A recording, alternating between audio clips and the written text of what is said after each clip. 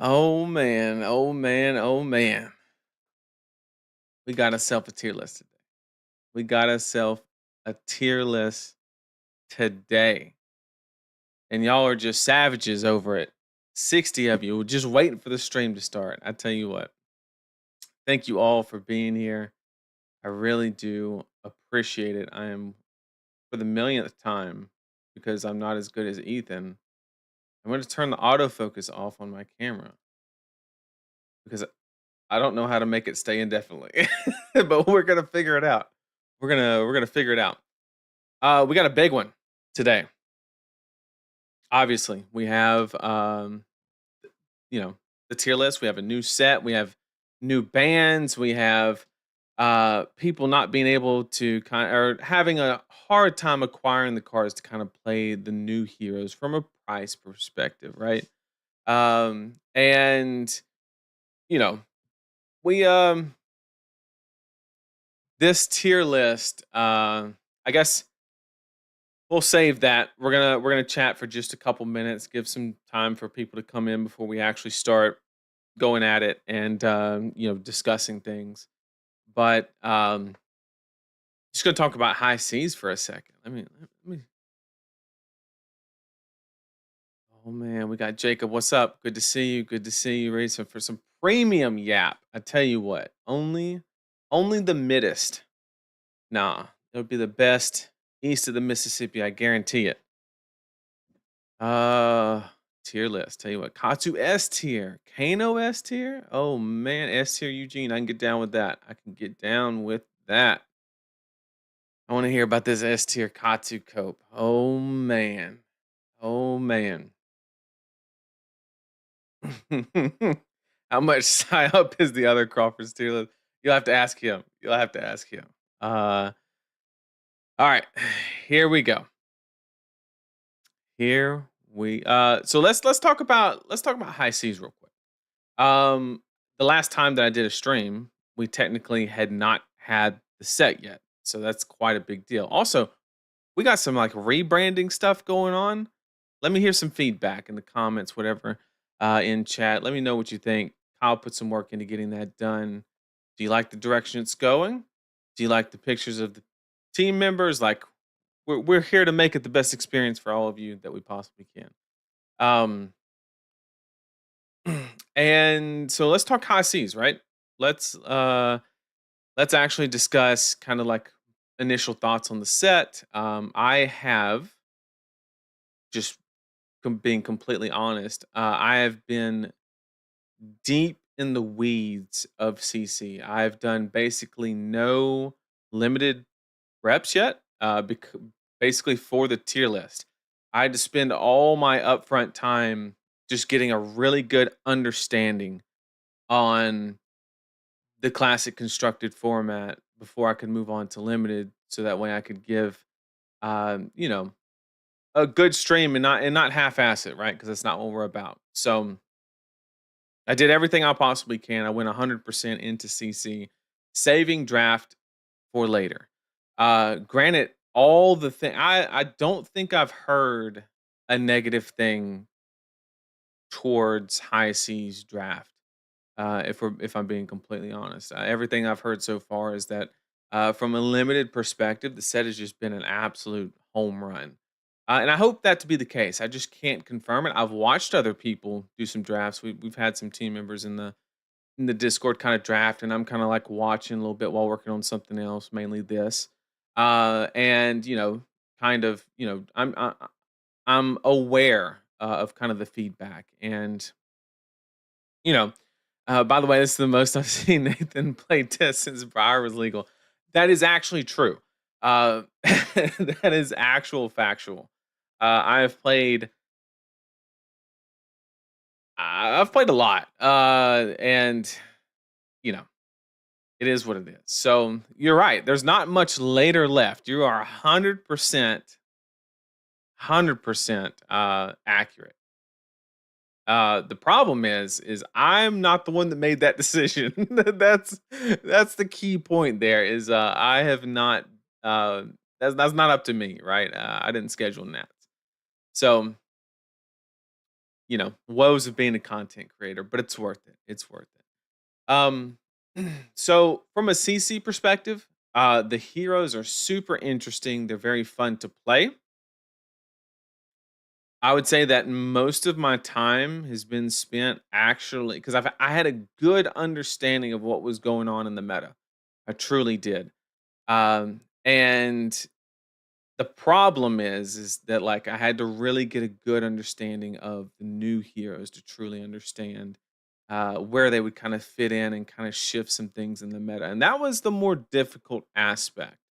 And it was it was challenging. It was challenging. We made some discoveries, and you know we kind of put it up against some other stuff and came up with a solution, or at least a good analysis of what we can expect. However, what I'm going to get into a little bit is this is a very unique tier list because there's a lot of things where I'm going to have to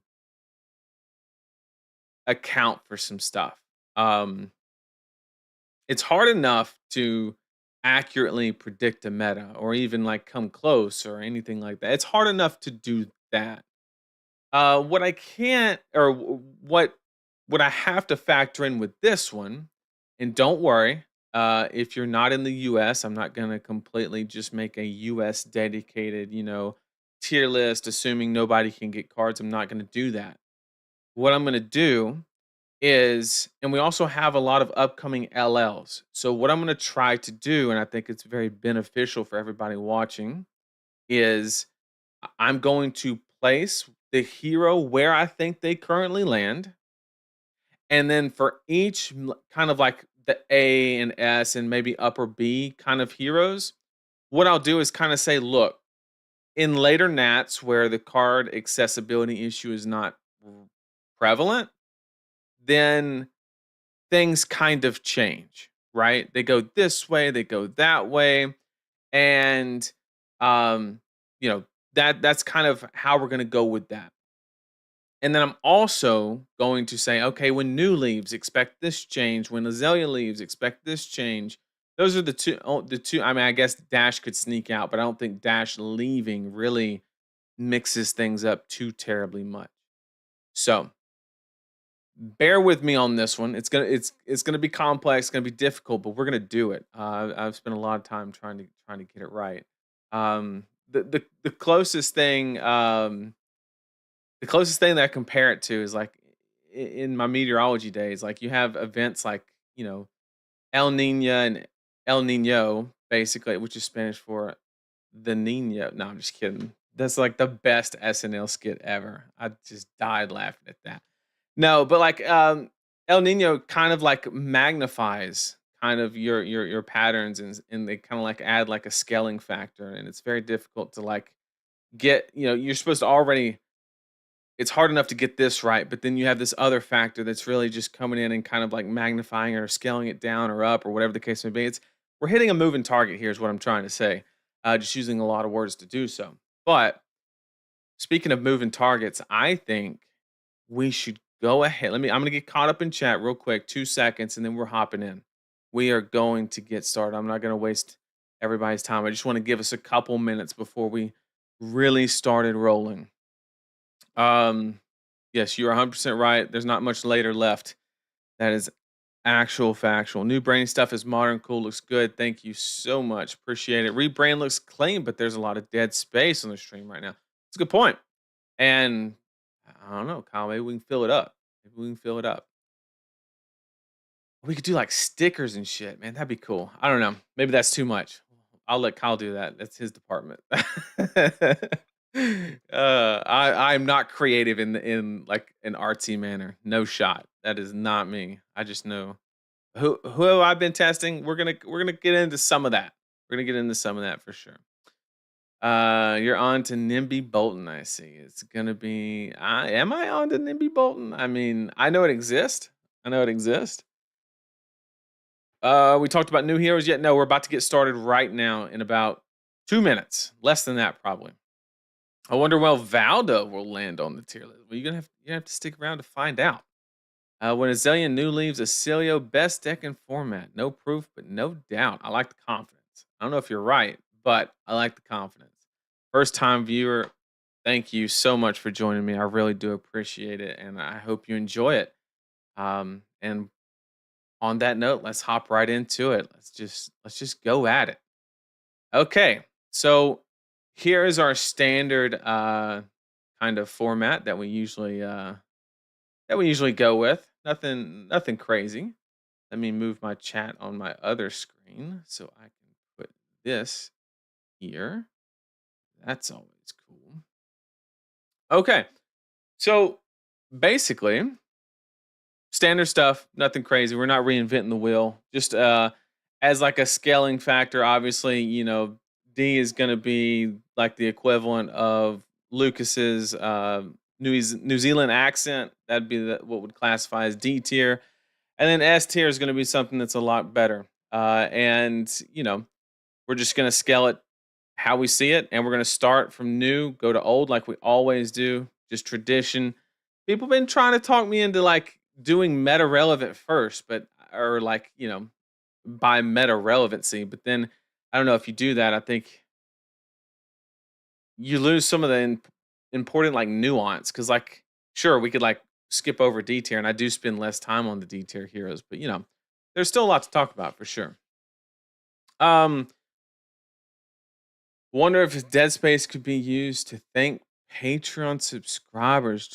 See, that is, that's the type of suggestions we need. Kyle, write that one down. Kyle, write that one down. That's good. That is a great idea. That's actually a phenomenal idea. That's like one of those ideas where you're like, why are we not already doing that? That's a great idea.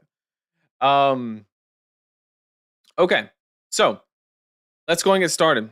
First up, we got good old Bravo. All right, obviously the ones that we are discussing, we're just going to throw them in the currently discussing section and go from there. Okay, we all know the story of Bravo. When you win, it's a story. When you lose, it's a Tuesday, right? The one piece that he had just got absolutely demolished, right? He had the CYB Giga Fatigue thing going for him. For the betterment of the game, thank goodness, right? That is a very positive thing in my mind.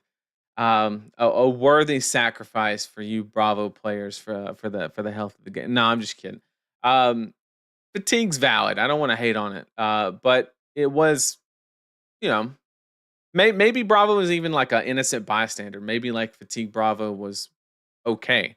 But he did get hit. And unfortunately, it literally took like the only avenue that he could attack, right? Like being able to like recycle crippling crushes with remembrance. Like that was the reason you played Bravo. Now currently there is no reason. So we're gonna put him in D tier. And that's just how that cookie is gonna crumble, unfortunately. So let's move on to good old Dory. Now, Dory is an interesting one because obviously there's a lot of different. I guess I'll add some context to kind of what we're expecting in the meta, right? And we went from like stack Florian to the Florians moving kind of mid range. So we went kind of like defensive to mid range with a splash of aggro to what I think is going to be more mid-range focused with a much bigger. Everything's just shifting to the left a little bit. So everything's going to speed up. Is theoretically where I anticipate the meta kind of falling. Now we're not. I'm not saying that we're going into an aggro meta. That is not what I'm saying. What I'm saying is that on a relative scale, it'll be much quicker than the last meta that we had is what we're getting at. He's still the best guardian in my opinion. I don't know about that. But we'll get into it. So, Dory, you got hatchets, you got Dawnblade. Currently, in my opinion, I think even though a lot of people's thought process is going to be okay, things are speeding up, right? That opens the window for Dawnblade. No, I think that is not true. You could build a very slow Domblade deck, and I think it would actually be a lot more valid than say a um a a much faster one. And the reason for that is if the meta speeds up, you're not going to get your reprise, right? You're just going to get people jamming armor and things like that. And I think the decks that are not going to block you can kind of outrace you kind of situation. So it's not ideal. So therefore, I think the optimal way to play Dorinthia is going to be hatchets. We're going back to that kind of heavy hitters esque, you know, kind of situation is kind of the direction that I see things going. And I think that the strategy is valid, right? Like getting those high value plays is extremely valid, right? In fact, maybe I give it too much weight, and I'm gonna try to taper my expectations. But and I think the what Dory's doing with hatchets is really good. The problem is, I think Florian's just gonna do that whole thing a little bit better, and have a better armor suite, and kind of have more angles to solve a lot of other problems. So therefore, not because I think that I think she could contend for the bottom portion of A. I think that she's actually going to end up in B tier. Uh, Not because of that's where she actually ranks on a power level, but because there's just other mid range decks that simply just do it better. Bravo in a tier list. Not a good day. Not a good day. Stoked to see Katsu on this list. Well, I mean, we're literally about to which new hero is C tier so we can see them win nationals. Hey, you're right, but that doesn't change it. um yeah, I think Dory is like right above a respectable pick. If you brought Hatch's Dory to nationals, like I respect it. Like I'm not gonna laugh at you. I'm not gonna. In fact, I would be lying if it didn't cross my mind that I would bring Hatchet Dory, but I ended up not. So let's talk about a little bit of the man of the hour kind of situation, even more so maybe than a lot of the new heroes, right? We have a deck that doesn't cost $2,500, right? And Katsu, if he's piloted well, right, he's dangerous. If he's piloted poorly, he's educational, right? Which makes him, amazing if you're, on the receiving end of a newer Katsu player at a tournament. But if you play against one that's really good, we're talking like those pudding level players, and it can get it can get dicey really quick. I think that this deck kind of has a lot of potential. Is it S tier? No, it is not. Does it in the right see if you were talking about an average Katsu player, just average skill level Katsu, I'd put him in C, bottom of B, if we're talking an average player.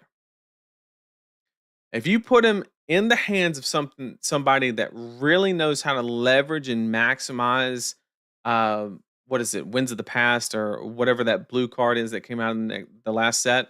If you have somebody that can truly leverage that card to its maximum potential, I think he easily goes into A tier. I really now I'm gonna be honest. He's probably gonna be on the lower half of that. And once again, a rule that I have with these tier lists. Like I'm gonna put the hero there, but as things change, I reserve the right to move him. And Katsu's one of those heroes where he could dip down to B, possible, but we'll see. So I think Katsu is actually very, very respectable, extremely respectable, actually. Um, You just gotta have the reps on him. You really do. People were having reasons to play Victor, and you couldn't win that matchup with Art of War. You damn sure can't win it now. It's tricky, but you really just have to um you have to know what you're doing. So caution on that pick. Let's talk about Reinar. Reinar, this hero can win games. They just need a map, a miracle, and the opponent to draw all blue cards, and then I think he's got a shot, right? Unless your name is Eugene, and then you literally search for a miss and don't discard it and win the game, right? So obviously, if Eugene is playing Reinar, it goes in straight into S tier. But in literally everybody else's hands, I'm gonna give him a solid C ranking.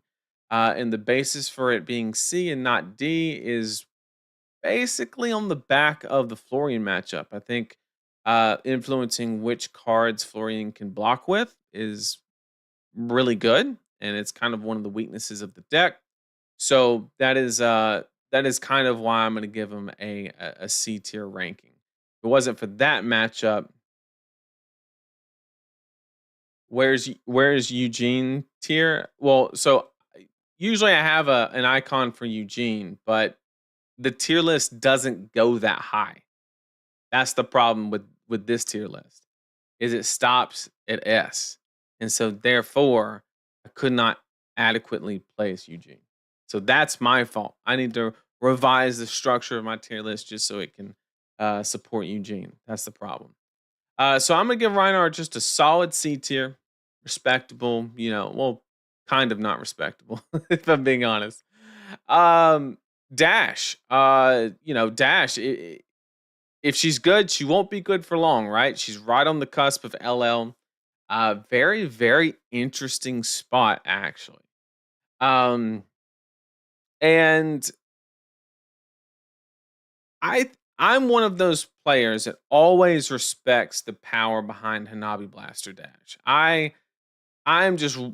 that player. Like I've seen it do some wild things. I've seen some really good pilots behind it, and I think that deck can do great things. However, there's this hero called New, and you can't go like we're expecting New to be like one of the highest represented decks, right? And it's rough for Dash. It truly is hard out there. Like it is rough. It is rough. But what can you do? So can she spike an event in LL? That is entirely possible, right? And the unfortunate part is like if it is a flash in the pan, we'll never see like the truly refined version because she'll just be immediately gone. So I'm not expecting too terrible much out of Dash. But like if a Hanabi Blaster list did well and just like raced and blocked and dodged certain matchups, like maybe I could see it, but you have to dodge assassin. You literally have to, or you just get dumpster. I don't think she got much from this set. Surprisingly, I agree. I don't think she got a whole lot. I'm just saying that I think that's where she's at. We're gonna put her in C tier. If somebody spikes something, the unfortunate aspect of it, like I said earlier, is it'll be very very short lived. Now Kano is the interesting one. Kano. So you have that situation, right, where everybody's in a prisoner's dilemma, where effectively, w- so if everybody in the tournament brought tech for Kano, he's probably bad, right? As long as your deck does something. If you're playing like Florian, you're gonna lose. If you're playing like hatchets or something like that, you're gonna lose. If you're doing any amount of dirtliness, right?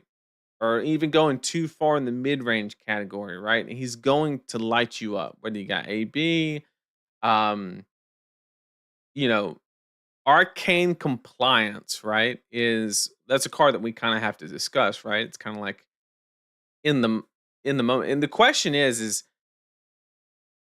arcane compliance enough of a reason to kind of get the Kano players not to show up? And that's very interesting, right?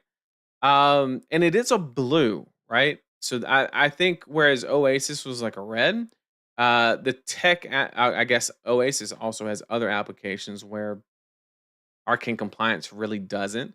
You also have the cost factor of it, where it's, I mean, you to get a play set, it's probably gonna cost you $70 or something like that, which may be too much for some tech, for a matchup that you're unlikely to see. I'm not gonna say not going to.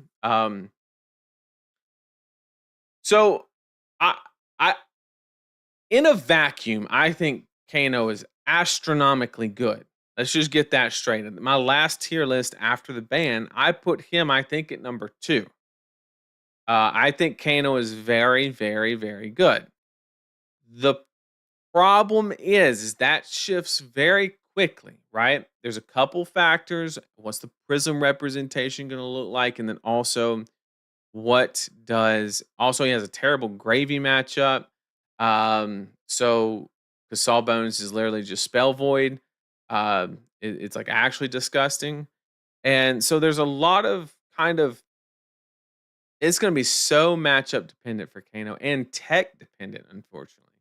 I think you're really strong players, the ones that are experts at draft, I think that they'll I have to do it every time. I have to do it every time. Those really skilled limited players that play Kano that are non-existent, I think they will do astronomically well. Your Majins, Julian and like players like that, I think will do perfectly fine with Kano. I don't think they're going to have an issue if they decide to play Kano. Um, but anybody that is bringing anything like kind of very similar to that Katsu spot, if you're not like up there on the deck, then you're gonna struggle. You're gonna struggle. So currently, I'm gonna put Kano kind of toward the top of A, but could slide into S. We're gonna see what S ends up looking like. But I think Kano is in a very good spot. Like I said, in a vacuum, it just really depends on what that tech looks like and how much of it actually, shows up. Is kind of the question. Let me get caught up in chat. I don't think Dash is really capable of beating New. No high octane. No, I don't think she is. That's the problem. Yeah, I think that literally terrible. Katsu A tier. I got him toward the bottom of A tier. I'm gonna throw him some respect. Some decks can slot arcane compliance very easily. Yeah, but there's also like ways that you can like I don't know. There's like ways that you can bait it if you're really good at Kano, right? Like if you do have like a double wildfire situation, like the person has to wait till one fully resolves, or I don't know, maybe there's ways you can hide it. I don't know. I'm not the best Kano player. I'm not even a Kano player, but don't underestimate him, is all I'm gonna say. And you also have counterplay, right? Like if you're trying to like stack AB3, like stack them or like just fatigue them out, they can like chains of eminence and imperial edict your compliance, right? Because you can't play your compliance out in front. You have to wait till there's a valid target on the chain or on the arena. So that's something that you have to also keep in mind. Um, Draft is the Kano filter. That is the most true thing ever. Kano top 1, not close. I'm on the edge of S tier, and he may actually end up there. So we're not too far off. We're not too far off. A tier in the right hands, B tier otherwise. It looks like we land on the same thing. Um, Legitimately rebuilding my Azuri deck while listening to this in the background. Well, guess what? They reprinted Codex, so now you can lose for cheaper columns. They did that just for you. Compliance is for the mid piece. Anti-surge tag. Oh Lord. They can't pitch it either. Yeah, it's rough. It is rough. It is rough. So there's counterplay. That's my point. There's counterplay, right? Um, but with CYB gone, like that opens up some sideboard slots. Like now you got people taking out Poison the Well, maybe, or they get to shed some like Giga Fatigue cards. I think if there's ever a tournament that people respect Kano, it might be this one, to be honest. And people kind of rely on that first format tournament, Kano spike, people disrespecting it. I think they might get burned on this one, to be honest. But we'll see how that one pans out. Let's talk about our girl, the very close to LL, actually. Very, very close. Oh, by the way, remind me to send you a picture of why I'm rebuilding Azuri. Oh no. I don't even want to know. Would you get like the signed spider bite or something? Or a treasure pack or something? I don't know. I like the new codex art as well. I think it's pretty damn cool. I think they did a really good job. Um it's not like over the top like the Marvel is, and it's like I like it. It's like that real middle ground. Thought they did really good. Okay, let's move on to Azalea. That's the one I want to talk about. So Azalea is also in a very interesting spot. She was really good. Um, she kind of the new Horizon build was kind of, um, was kind of taking hold toward the later part of the last season. And that deck is still really good. I don't think anything in particular that was in the new set, other than maybe Gravy as a hero, uh, kind of would invalidate or kind of challenge the fact that Azalea is still a really good deck. Um, I guess the only thing is like stack Florian. I think mid range Florian does a lot better into Azalea than say stack Florian does. So maybe that matchup not being as good as it used to be, right? Because you used to just be able to load Dreadbore. And now with CYB gone, Azalea players are actually going to be rolling the dice a little bit on that Dreadbore. It's not going to be a sure thing, right? Like there's not going to be those matchups where you sit down, you're like, yep, Dreadbore, and I'm going to like win for free. So that is one thing to keep in mind for sure. As far as where she lands, it's an interesting one, right? We have to look at kind of who's stepping up in the meta. We still have a bunch of assassins. They're kind of like all over the place right now. Basically, every half of the top tier decks are playing Codex of Frailty, including this one. And I think she's really good. When I was kind of mapping things out, for a split second, I thought she could approach on S tier, but I don't think she can. I think she's a really good pick if you want to bring her to the tournament, but I do not think that it's the end all be all. She's very close to LL as well, which I think might. I'm interested to see whether that kind of increases or decreases her representation because it could kind of go both ways. There could be a lot of people that are saying, well, I'm going to go ahead and hop to Assassin or whatever, or Marlin or whatever their next flavor is. Uh, they could just jump ship early knowing that she's gone, or they could be taking her for one last ride. So I'm very interested to see how that pans out. I expect her in the ballpark of kind of fourth to fifth most represented. That's kind of where I see Azalea landing. And for that reason, I'm going to put her at a very respectable kind of probably upper A tier. Could shift down to mid A tier.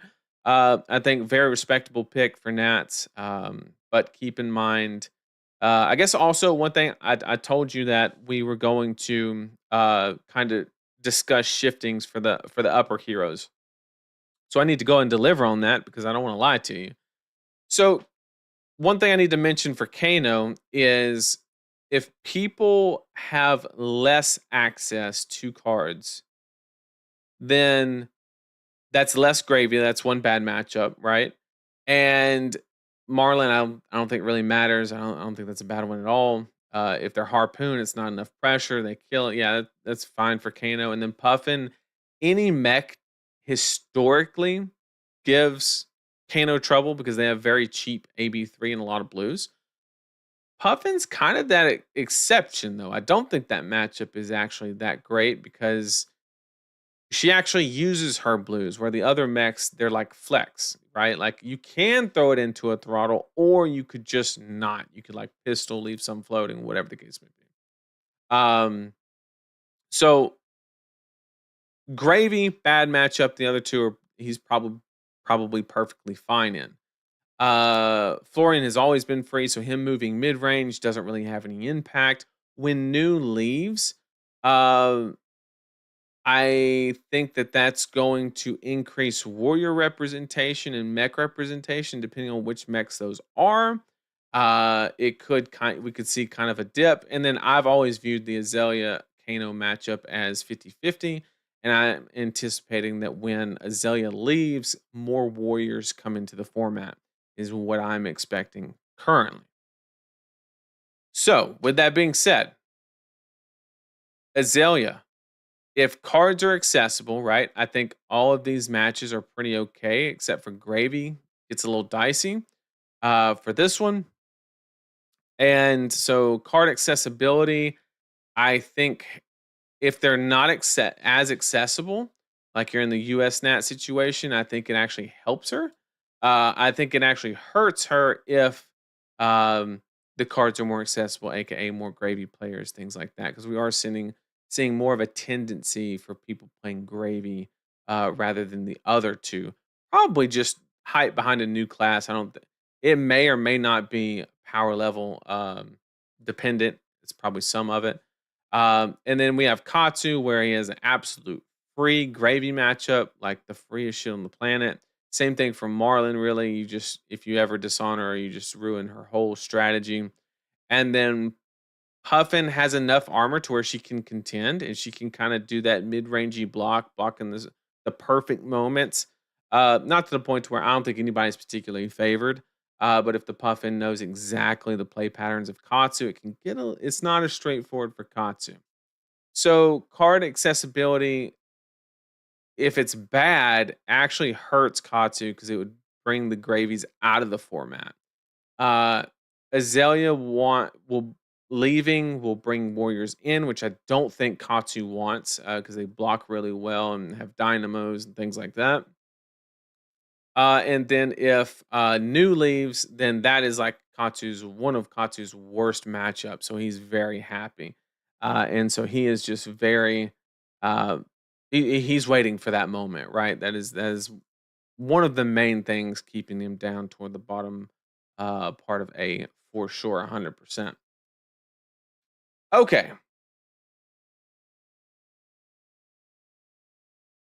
so I promised you that type of information on the A tier or higher, and I'm gonna keep good on that. I just completely forgot for the first few, so I do apologize on that.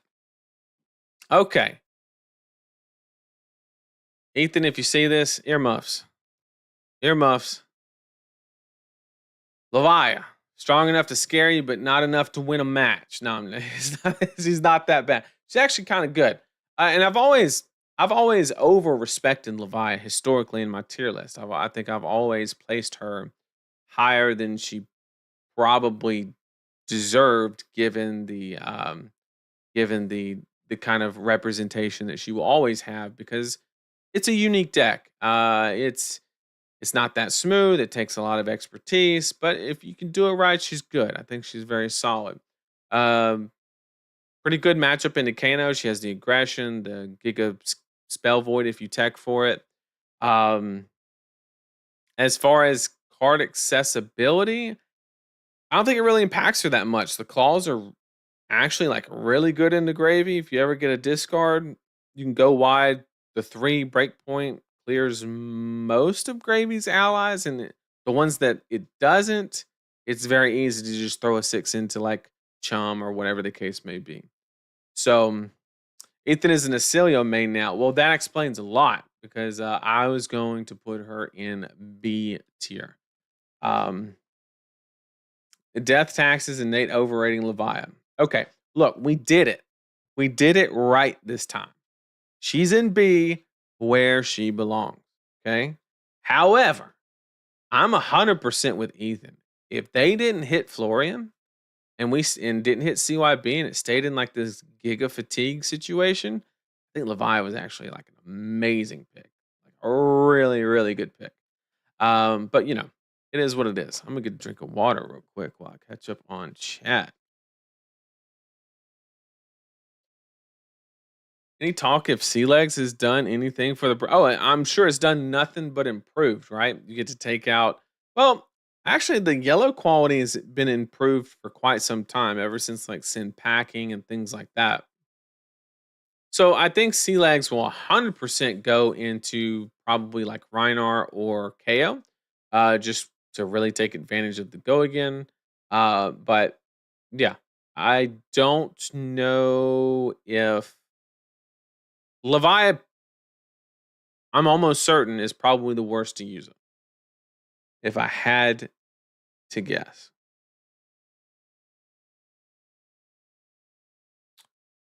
Du-du-du. Levi Goodwin meta is slow. 100% agree. 100%. What up, Andy? Good to see you. Please don't disrespect my man Boltyn, please. Oh, we about to talk about some Boltyn. We about to talk about some Boltyn. Okay.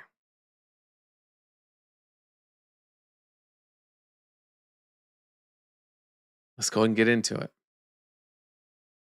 Okay. Now, Boltyn did not get his 13th dedicated legendary in the expansion slot this set. Therefore, we don't know how well he's actually going to perform. But I think he got a card that might be better for him than any dedicated legendary he's ever gotten. So, um, I am aware of the Nimby deck. I've seen it. Josh did a stream on it, and it does the thing, right? It's aggressive, and you have good armor. Like, I get what it's doing. And Ellie was hyping it up too. And Ellie's like one of my top 10 people in Fab, and I respect her opinion. And but she is like the Boltyn fan, so I can't give it too much credit. Sorry, Ellie, but I I I I think that there's something there. I don't think Bolton's like memeing anymore, but I can't. It, I'm gonna give you the situation that we're in.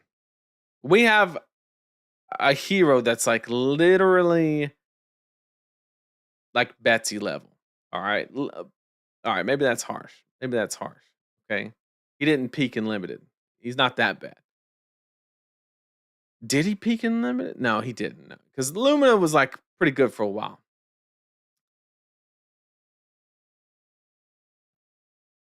Boltyn, you could compare to like another. What's a good example?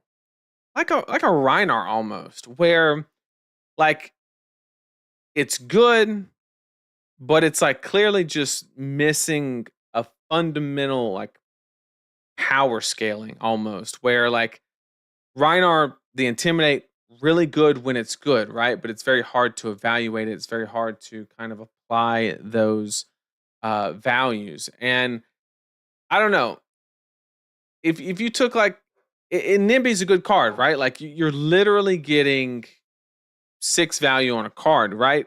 But like that's cool and all, but like just play Codex, right? Like if we're getting all up in arms about mediocre heroes having a good card, then we should just play any deck that runs Codex, right? Because there's a lot of those. Um, and so I agree with it. I think it's cool. I think it's neat. I think it's innovative. And I'm gonna give him like a respectable. And I am. I don't want to put him this high. I'm gonna give him like top of C tier. I really am. Uh, and that's which means if I'm proven wrong, it's very likely that he wins Nats. So if I am wrong on that one, it's really gonna hurt me. That much I know. But it is what it is. Need a full 80 card Boltyn specialization product. Yeah, he might be playable then. No, he's not that bad. Nimby, really good. It was definitely an upgrade, a different way to build the deck that actually, does the thing, but just I don't know. I'm not sold yet, but I'm more than willing. More I have all the Boltyn games I will need for the rest of my life because of my teammate.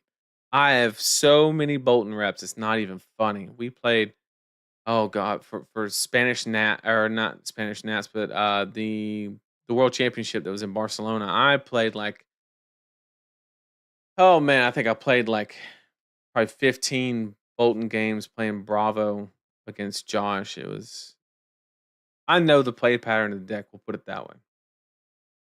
Boltyn to win Nats confirmed. I mean, just roll out the memes now because I mean they literally can't be wrong. They can't. Let's move on to Fai. Now I think Fai is really good. The last time that I placed him, I knew that a aggro deck would rise up to fill a void. I was kind of wrong on which one it was. It was Syndra that filled that void, not Fai. I think Fai is fine. Like he does numbers, it's okay. The problem is that Syndra, like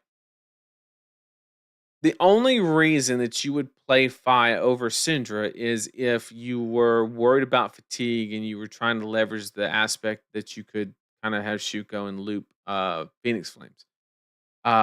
That's like the main selling point. I'm not saying it's the only one. I'm just saying that that's like the main point. So it is what it is. But I think he's fair. I think he's fine. I think he's fine. No, I'm just kidding. That was cheesy. But I think he's probably toward the bottom of B. He's a good offensive NPC. I think that's a good way to put it. And I'd be interested if anybody like actually like did something crazy with Fi as far as any like non-attacks don't typically play well, but could you throw in Nimby? Is that possible? It's chain ender that comes at what expense? Because you have salt, you have lava burst, you have, and it cuts down your draconic chain links. It's not a starter, so probably not worth it, and probably not going to see anything from him really. On my way to put Boltyn together. Be right back. I mean, like, there's your son. He's in C tier. That's the green light. That is the green light. Okay. Arachne Huntsman. You can't even recycle this hero because they are actual trash. So we're going to put them in that place. There's just nothing to say, right? Like there's 14 and a half assassins, literally, if you count the chaos agents. And he's the worst one. He is worse than any of the 7 tokens or 6 tokens that Mario has. That is how bad Huntsman is. Which is, I'm actually very curious if LSS ever intends to like really push the design aspect of Mill, right? Because that's like the most purest form that we've seen it, right? It was kind of that was whole Arachne's thing, the contracts, eradicate, things like that. I'm wondering if they're still working on that in the background. I'm very interested. What has me doubting that a little bit is obviously they made like a whole Arachne set and basically nothing was acquired that kind of furthers that game plan that I remember. So I'm just curious if they ever revisit it because currently, it was the first hero of a class. It was an experiment. I get it. Also came out in a supplemental set, if I'm not mistaken. So the the struggle is real with that one, but it is what it is.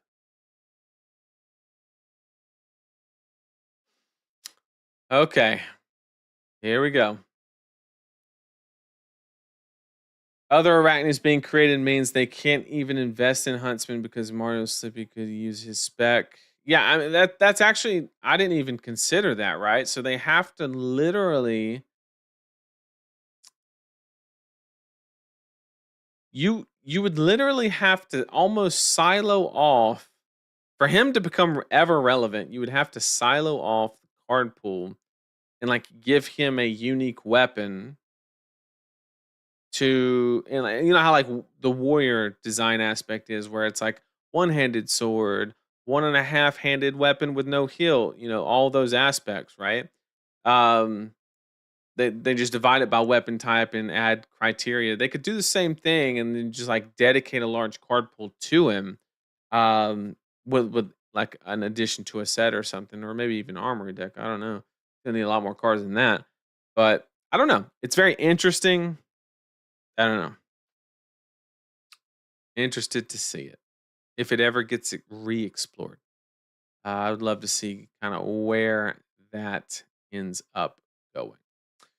All right, let's move on to good old Azuri. Now, this is where Collins fires up in chat, says it's the best deck east, west, north, south of Mississippi. I get it.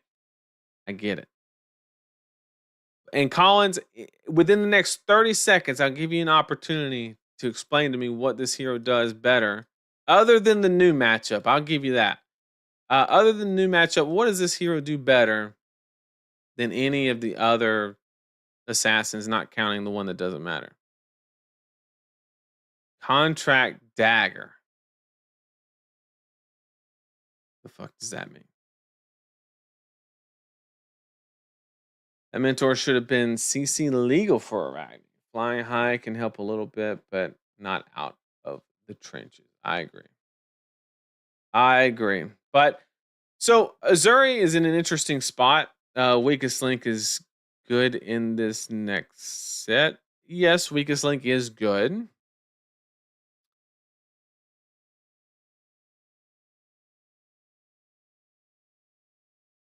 I mean, is he? Is it that? Sure, it beats up on gravy, right? Like, okay, you kind of like help with that, but like, does it beat up on gravy? Because Weakest Link makes you discard it, and that's exactly what they want to do. So, other than new, why is Weakest Link good? Good Katsu matchup. Erase Face is good. I agree. I'll give you that. Or you could just play those 2 for 6s in a good deck.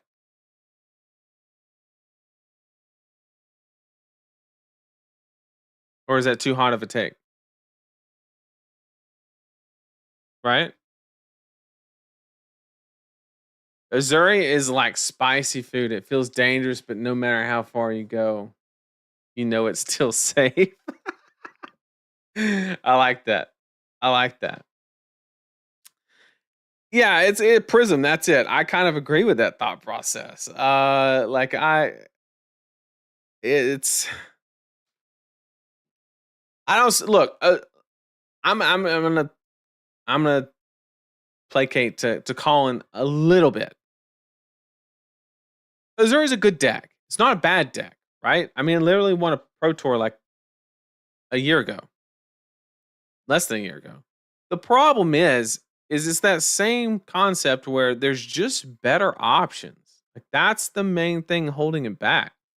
And it may not even hold it back because if those don't exist, then is she that good? Does she really feel that position in the meta to kind of solve those problems? And I'm not entirely sure or sold on that being the case. So I think Azuri is good. I'm just not sold on the fact that there's really a place for her. So I am gonna put her at like a respectable B. Like I think she's solid, but I'm not going out of my way to bring her kind of situation. Um, you can weakest link Kano so they don't develop pots. Sure, or you could get like spell void daggers. I don't know. That Syndra dagger is nuts, by the way. But we'll get more into that when we talk about Syndra. All right, moving on to good old Riptide. Now, I had a little bit of a epiphany kind of the other day. I messaged Damien, fellow teammate. I was like, wait a second. Riptide, he's got it, right? Like, and Damien was like, absolutely not. And so right then I knew it's not the play. Just plain and simple, right? Because typically Damien is the one that copes with Riptide. It's kind of like asking Josh if Warrior's good. Although nowadays that may not be a true statement because I think he's coming around to knowing. Um, but if somebody that copes on it, like if Collins ever said Azuri was trash, like the hero's dog shit. Like that, anytime it goes against somebody's incentive or kind of like thought process, I typically add more weight to it personally. So I'm gonna just hit the I believe button. And the way I kind of feel about Riptide is he's like right in that sweet spot where you're not sure if it's your deck or your decisions. Like, yeah, he has some decent matchups, but he's got some bad ones too. Is kind of the spot that I'm in with the good old Riptide. So I'm gonna give him probably a solid, probably right next to Azuri. Like feels of he makes frailty, which is really good in like a dagger format kind of situation. Um, and he has Codex, right? So he can only be so bad unless you are this hero. And then it literally does not matter. It literally does not. It just is what it is. So we're gonna put him in an exceptionally average, literally middle of the road B tier. We've hit a little of a lot of the past heroes that we've done. Kind of going in this section right here. We haven't placed anything up here for a while, but we'll see if that changes right here with good old Prism. Now, Prism. I have a confession to make. Not the most recent tier list that I made, but the one before that, preceding the Pro Tour. When I'm wrong, I like to admit it. And I was actually wrong. I'm not talking about a Syndra situation where everybody else was wrong and it just took longer for me to be right. We're not talking about that. We're talking about I was just legitimately wrong. I thought the hero was mid and a half, and then Andrew and Kevin went to the Pro Tour and said, "Hold my beer," right? And yeah, I was just wrong. So does that mean when I make this tier list, I'm going to overcompensate and throw her in S tier? Absolutely not. I think that it's a very rocky road for this hero right now. One, we have a lot of fatigue leaving the format, right? Which, if you're a good Prism player, you should be fairly okay with combating that situation. And as far as Prism is concerned, I think there's a lot of sevens in the format. They just printed this card. It's got a boat on it. I don't know. It's like CNC for 8 with Go again. I've heard it's pretty good. They literally just printed that card, and so like now you're two-step in CNCs and that. Like you're just trying to move around them. It feels like if you were ever that Prism player that played Prism because you were just like taking the chance to like roll the dice on how many poppers somebody's gonna play. I think much like the Kano situation, where this might be the event that kind of blows up in your face. So all I'm gonna say is, if you are playing Prism, be very, and I mean very careful doing that. So um yeah, see, Kevin agrees. It's genuinely harder to play into than the last meta. So I'm glad to know that Kevin and I are on the same wavelength. That means that I have a higher chance of being right, which is always preferred.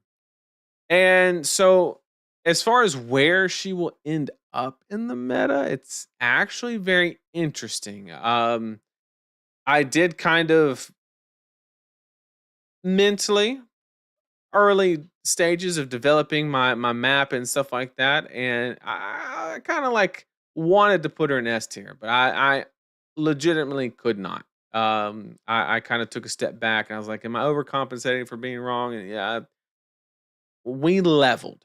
Okay, we leveled and we got there. So I'm gonna put Prism right here under Azalea above Katsu. I think she's a fine pick, very respectable pick.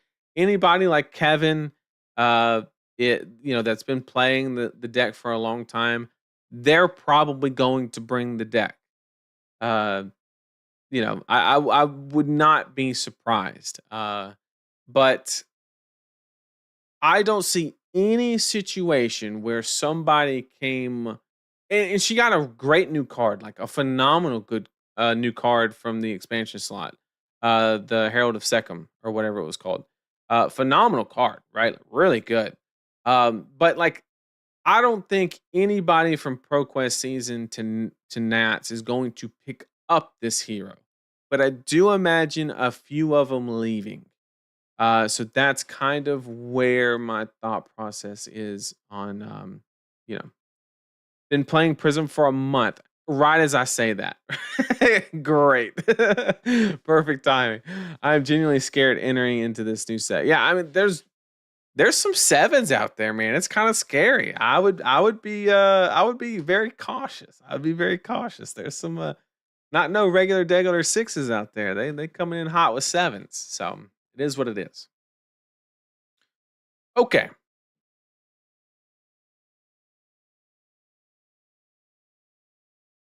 Holy shit, is this the first Rune Blade we've talked about? Oh my god, they keep dropping like flies. Oh my goodness. What are we doing? We got no Rune Blades left. LSS, help. Save us. Okay, let's talk about Vinny. Now, ever since the release of Rosetta, I've been really high on this hero for a very good reason. I think tools like Malefic Incantation and things like that have gone a long way for this hero. And I think they beautifully, I wish that they would take the angle that they do for Vynnset. And I don't know if this was intentional or not, but literally, I felt like the cards that were designed, there were some of those cards, maybe Malefic Incantation, things like that, a Haunting Rendition, cards that were, I feel like they were legitimately just put in that set to kind of help Vinny. Obviously, that's not the case, but like it's okay to like change a design principle or two around a card to kind of like plug some holes, right? Um, like if the next brute set that they're working on, if they accidentally color the top strip blue on one of their sixes instead of yellow, I mean, I'm just saying, brute players, I'm on your side. I'm on your side. Although the tier list may not reflect that, I'm on. uh, so Vinny got a lot of help in Rosetta. The the one thing that I see kind of getting in the way with this hero currently is I can see it in Nathan's eyes. He's gonna put her in S tier. The one thing about this hero is control left not did not leave the format, but I'm anticipating there'll be much less of it. Which, if you do the math, that should make Vinny a lot better, right? Because Vinny's weakness is she always had to account for somebody that did not want to interact with her. And that brings me to the problem that I have with this hero.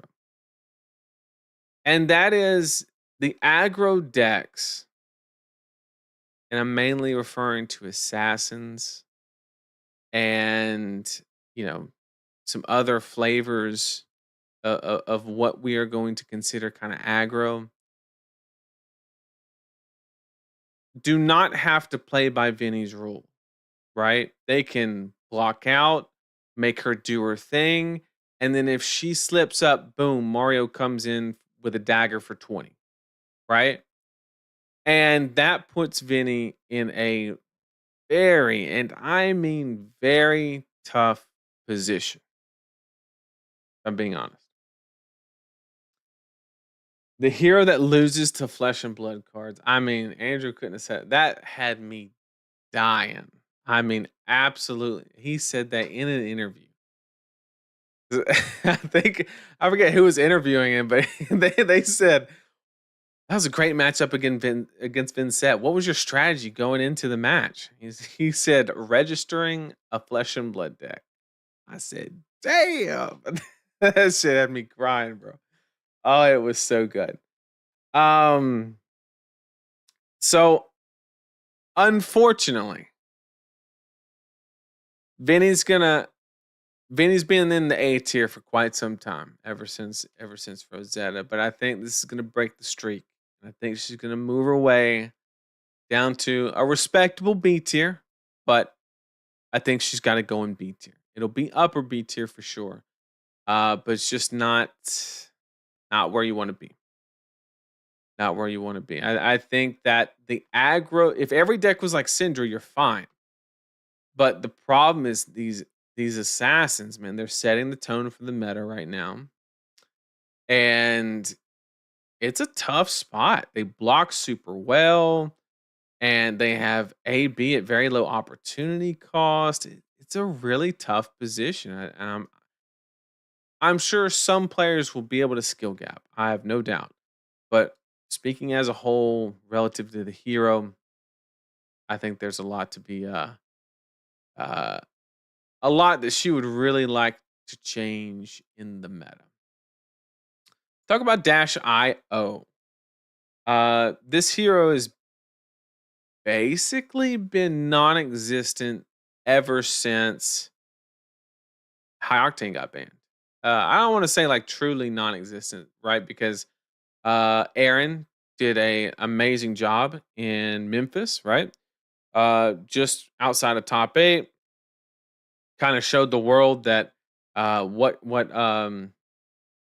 null time zone could be, what it can really do. And I think that in a very skilled pilot's hands, I think the deck is fine. I don't think it's great. I think this is a passion pick. I think it's like an okay passion pick, not like I'm sacking the tournament because I love this hero. So I think Dash IO is fine, but with the assassins running around, you have new, you got just I don't know. Codex of Frailty is just everywhere. Symbiosis shot gets much worse because you have to wait for different opportunities to leverage it. It gets ugly quick, which I guess that doesn't really matter because you don't have High Octane anymore. And then from the new set, I don't think she got anything particularly great. I mean, like the whole cog thing just doesn't really. I mean, high cogtane, I don't even think really affects her at all. It does give her like infinite shots, sure, because she's breaking the cogs, but like, I that's about it. About it. Man, I've already lost 2 pro quests and a skirmish to null time zone. I mean, it's a good got liability. Oh man. Never trust me. Pro Tour is gonna be all arachnids. Well, he wasn't kidding. The Cog Dio is an insane deck. I'm gonna have to be wrong on that because I don't see it. I'm not gonna put like what's the premise of it? What is the premise of Cog Dio? Run 6 to 7 cogs and the cog cards in the deck. I mean, it's just free action points. That's all it is. Like, who gives a shit?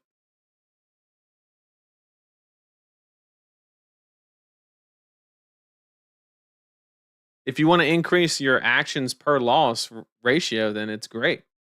But I don't see it. I got to put her probably at the top of C tier right now. I could be wrong on this, which is why I actually put her in C tier because I think it actually increases the chances of me being wrong, given history. Um, back from getting that card from backup is kind of good, but I mean, I guess they can all do it, but I mean, she does have access. Okay, okay, all right, all right. There you go. There you go. She's out of C tier, therefore the prophecy cannot be fulfilled. So you run sounds great for everyone looking to fatigue them on the surface level, at least. I mean, that's where my mind went. I'll be honest.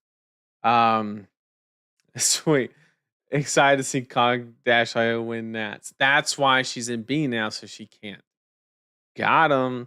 Okay, let's talk about Max. Max plays like they're always a set behind and one hand short. I don't know how else to say it.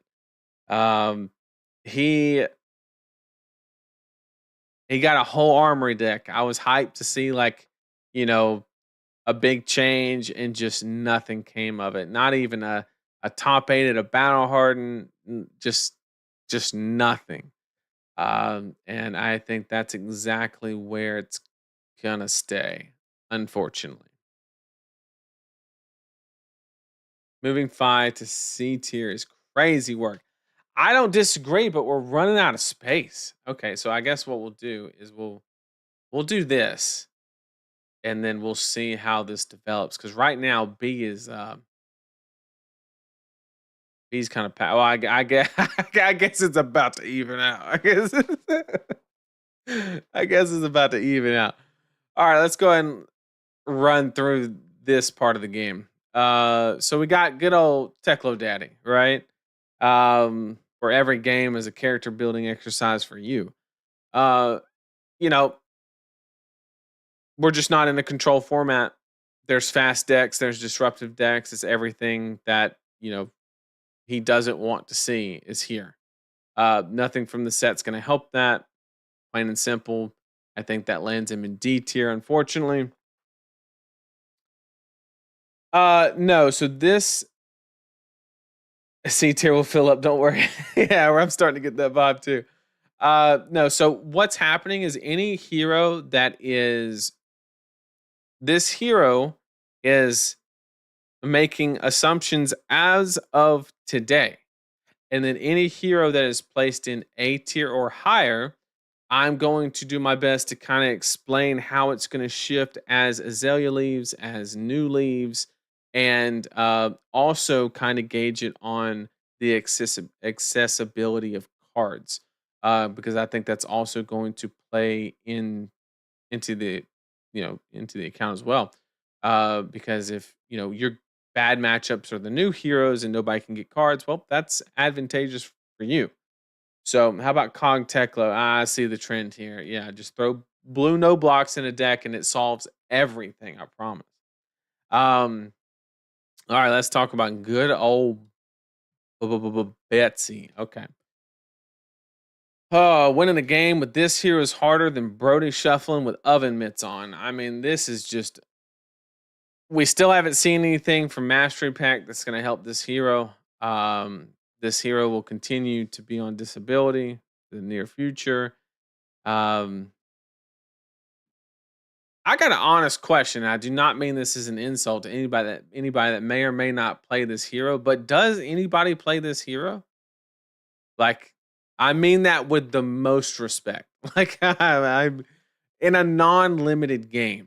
Is kind of my question. I know Naive did that one little event, but like, man, um, yeah, this hero just ain't it. I don't know how else to put it. Like, this hero just ain't it. Now we gotta talk about Victor. Now Victor is I play the Nick. Stop.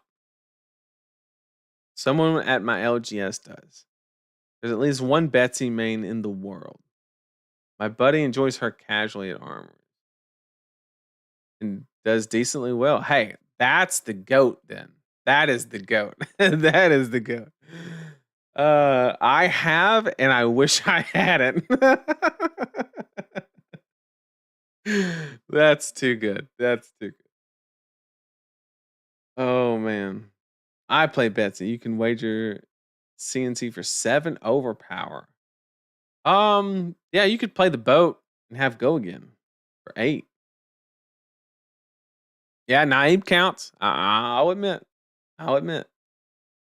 He does count. Okay, now we got we're actually doing pretty good on time. This usually goes for like 2.5. I think we're gonna do good.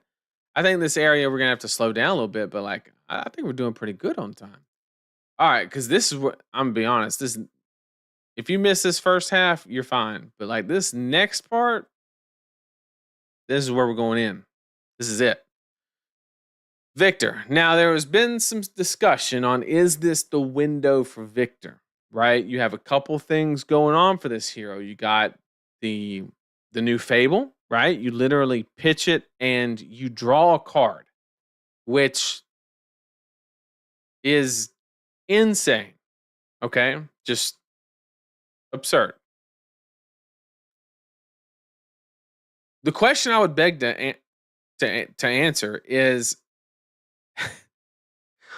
what do you then do with said card, right? Like if you're like 1,000 IQ, if you just happen to pitch the fable for a, well, no, because then you don't even. I was gonna say for Goldman Estate because then the turn remains fluid, right? But like Guardian has a lot of shitty blues that don't really want to go in Arsenal. So 90% of the time, what's gonna happen is you're gonna pitch like a blue in the fable for like a Spinal Crush, right? And you're just gonna draw a card. And like if it's a good card, cool. That was like 3 card 12, right? Assuming that the card you drew was worth about 3 value, which is pretty on par um for Guardian. But if it's a block card, which is his whole design, and if it's a shitty blue, then it's not good. And it just there's a lot of aspects about it. The problem is after what you're pitching for I guess you could run tech plating to see the card first, but then how much are you holding back to make sure that your turn's not a complete dud? Like how much are you going to gamble on that card? And it seems now staunch is kind of hot, but once again, you don't want to run those cards because then you're losing the whole reason. You can't play Victor because of the Fable, right? You still have to do the Victor thing. You got to play block cards and you got to win clashes. The more you start getting fancy, the more it's going to hurt you. Flexors, I can dig that, right? Drawing a card, pitching for flexors, that's hot. I like it.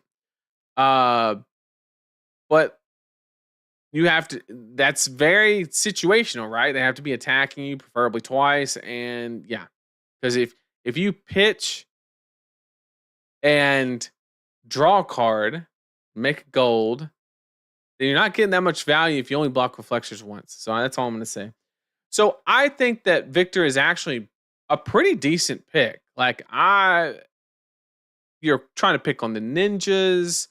You're going to lose the Kano matchup, and that's fine. Some people are going to try AB3 and Arcane Compliance and then get shut down. Business as usual.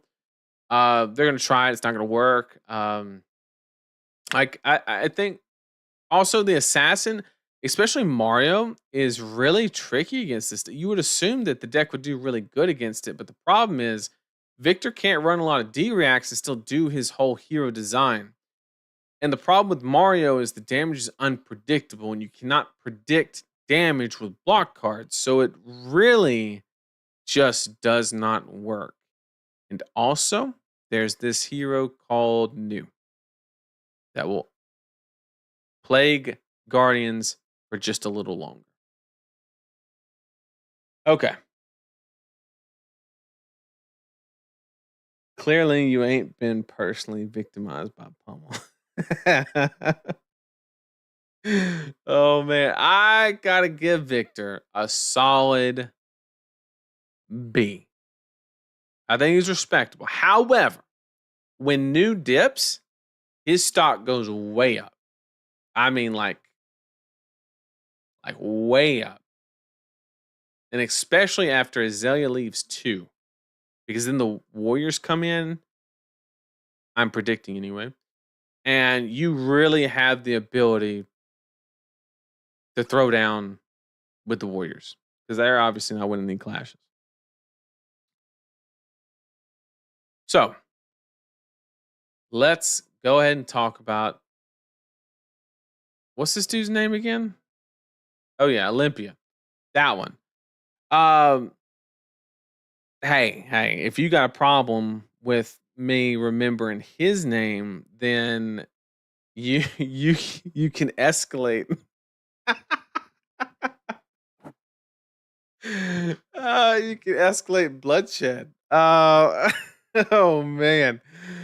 I tried to I tried to when I saw Josh's thumbnail, I tried to like do his frown and I just couldn't do it like that aggressively.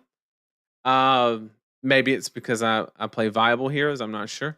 No, I'm just kidding. Josh knows I'm kidding. Shots fired. Shots fired.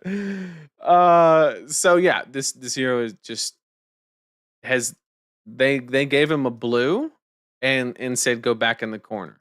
Is effectively what's happened, which is kind of sad. Um, and it kind of is what it is though. It really is that situation where it is what it is. But he's obviously going to go toward the bottom. No real questions asked. I mean, you can do some things. You know, Josh didn't deserve that stray. Forgetting his name isn't the worst. Dando and I forgot him entirely when making a list of heroes for our tier list for PT. See, that's bad, right? Like, I don't know, crack shuffle and play something else. I don't know what to tell him. I don't know what to tell him. Okay, let's go ahead and move on to an actual interesting topic. Okay. So, unlike the Victor situation, where you have kind of that, you have a situation where the you have a hero that was actually performing like decently well, kind of, maybe. Uh, with the whole like draw a bunch of cards deck, and then you introduce a Fable, right? That is really good in her. It's a yellow. It makes free gold, and her cost curve is basically supported on mainly a yellow. So there's not really a high opportunity cost there, other than the fact that it's no block. So the question is does Cassai still solve the problem that she was attempting to solve with the whole draw swords kind of idea? And the question is, I'm not entirely sure. I was trying to look at the Kasai kind of tried to combat Assassin, and she does a fairly decent job at that. So she has that going. The problem is with Florian's going mid range, you can prolong the game, and I think you can definitely kind of you basically have infinite raise an army. Essentially, is the situation with the Fable. Every cycle that you go, I don't think Kasai runs any shuffles. So theoretically, for every cycle of your deck, you get a free gold, no matter what. Doesn't have to hit. There's no contingency on it. Just it happens. Um, so that's really good for any game that would go to fatigue or any game where Kasai would have the ability to force it into fatigue. The problem is there's not a whole lot of decks that are wanting to do that now. So while the biggest buff of getting the Fable and the free gold is the raise an army, basically free currency, the the strange aspect is I'm not sure it fits as well as I would think. Uh, I've historically been a Kasai absolute hater. I mean, just I have dogged on this hero for the longest time. But for once, I think that she's a very solid hero. Like honestly, I think that the hero is very solid. And I think that she could easily make her way into A tier. Probably toward the bottom of it because I think there are some weaknesses. I think there's a lot of decks in the format they're not gonna let her. There's also the abundance of frailty, right? Frailty not good.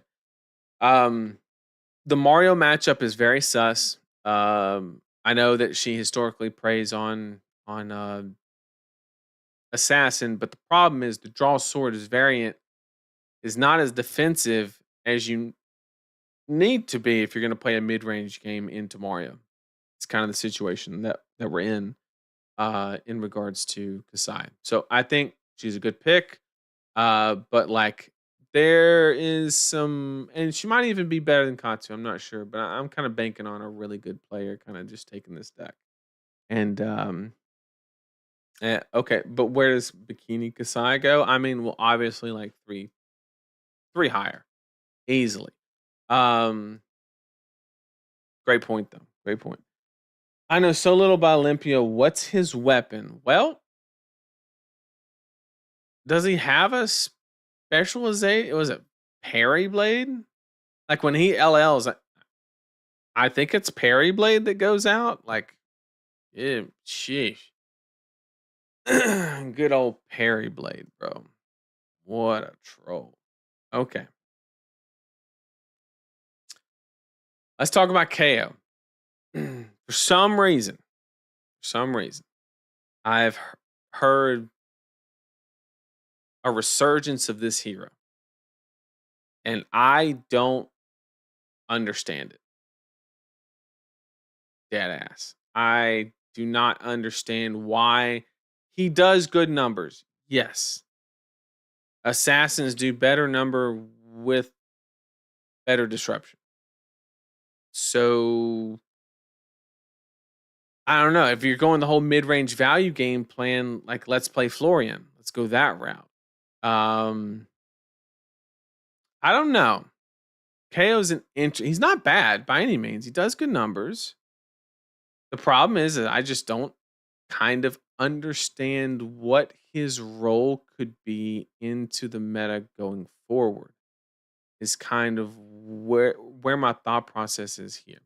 The new brute card, I don't think it's very applicable. Sea legs obviously is. Uh, but the problem is like KO's the one that needs to run the least, right? Like he usually doesn't have a go again problem, unlike the other brutes. So whereas Sea Legs is probably the best in him, he kind of just needs it the least. It's probably best in Reinar, to be honest. Um, and also in KO, there's actually contention for that yellow 6 slot because his blues are 6s and and he operates on a very tight curve and things of that nature. So that there is an opportunity cost with running Sea Legs, and I'm not entirely sure it will actually be ran in KO.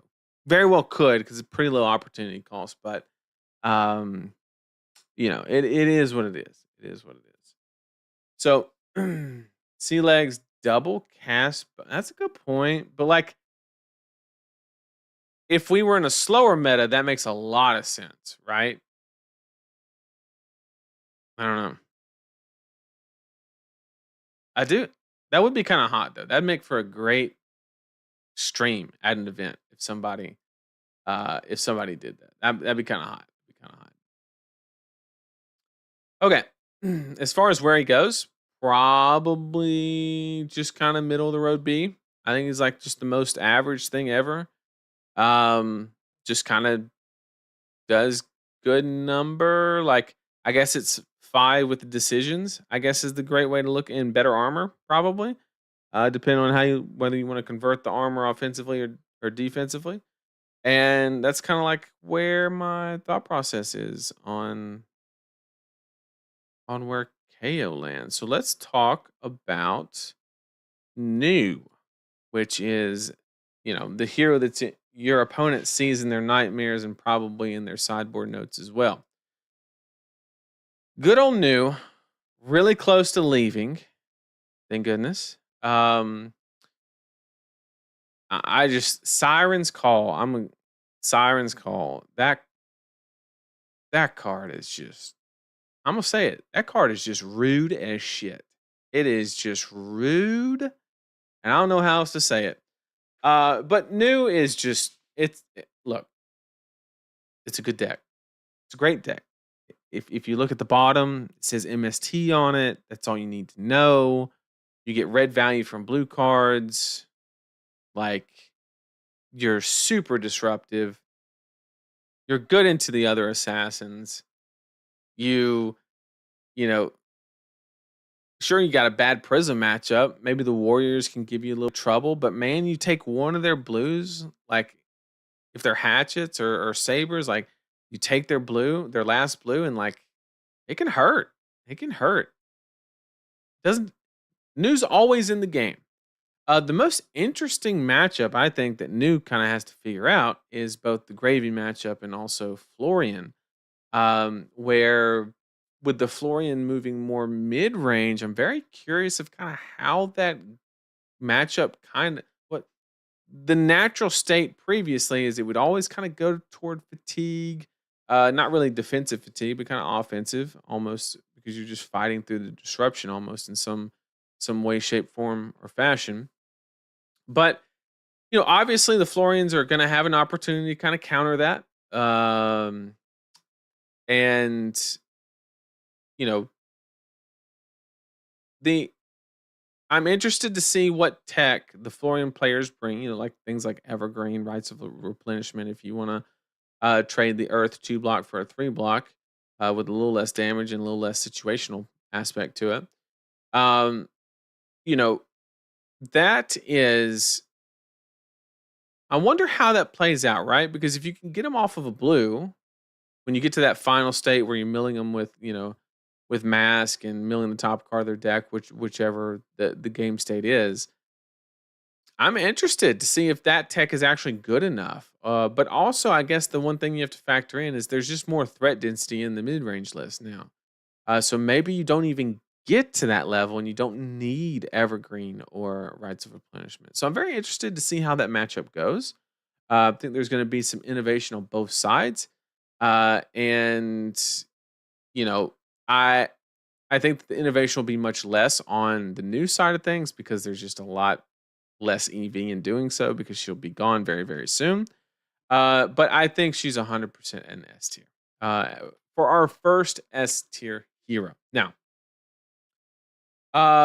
does her viability go up or down depending on the accessibility of cards?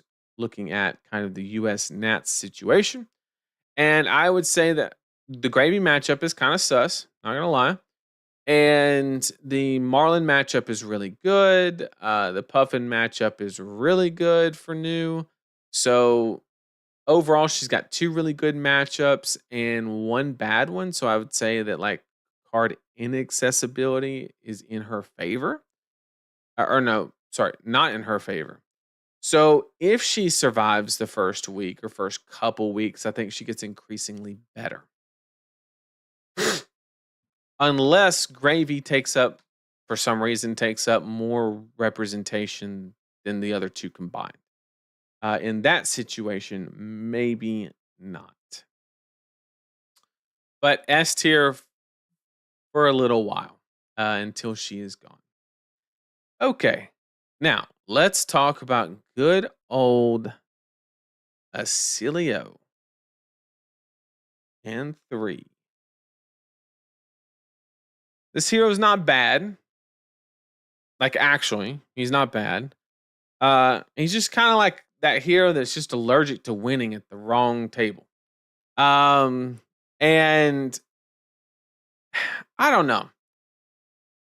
I heard for the better part of 6 months, every Azalea stand say, all we need is a shock. Literally. They went as far to say that all they needed was a red, no block, just shock, one arcane damage. That's it. That's what they said they needed. And they got that block 3, I think. I mean, just they got that and way more is my point. So, if I don't see this hero in the top 8 very soon, you lied. Is that no, I'm just kidding. But I this hero is legit good. Like, anybody that gives a he's hard to play, don't get me wrong, but anybody that gives this hero time and space to play, it's gonna get dicey really, really quickly. So just keep that in mind. Also, with you have the aspect of there's a lot of on hits in the format right now, and you're obviously not doing anything about that. So that is something that you kind of have to, combat a little bit, and that just is what it is. So overall, I think he's super solid, but I think he lands in B, probably the upper end of B. And if you can play against a deck that isn't really putting on a lot of pressure, then that's great. But good luck on doing that because I do think the format is going to speed up, not slow down. Not slow down. Okay, let's go ahead and talk about good old Verdance. Now, Verdance was kind of on the up and up. We had the big spell version come out and kind of like as a way to combat, kind of stacking or any type of fatigue strategy. But and she's a really good hero, right?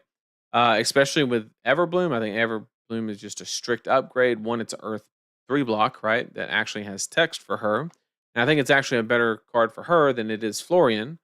But I say Evergreen, I meant Everbloom or whatever that new one is. Um, I think the card's great for her. She got an upgrade. The problem is the meta shifted in the wrong direction for her. Like I've mentioned before, I think we're going to speed up, not slow down or stay the same. And she doesn't want that. She wants time to set up her combo. She wants time to kind of drag out the game. And I'm not entirely sure. We were supposed to be filling out the C tier. You're 100% right. And I don't know if it's going to happen.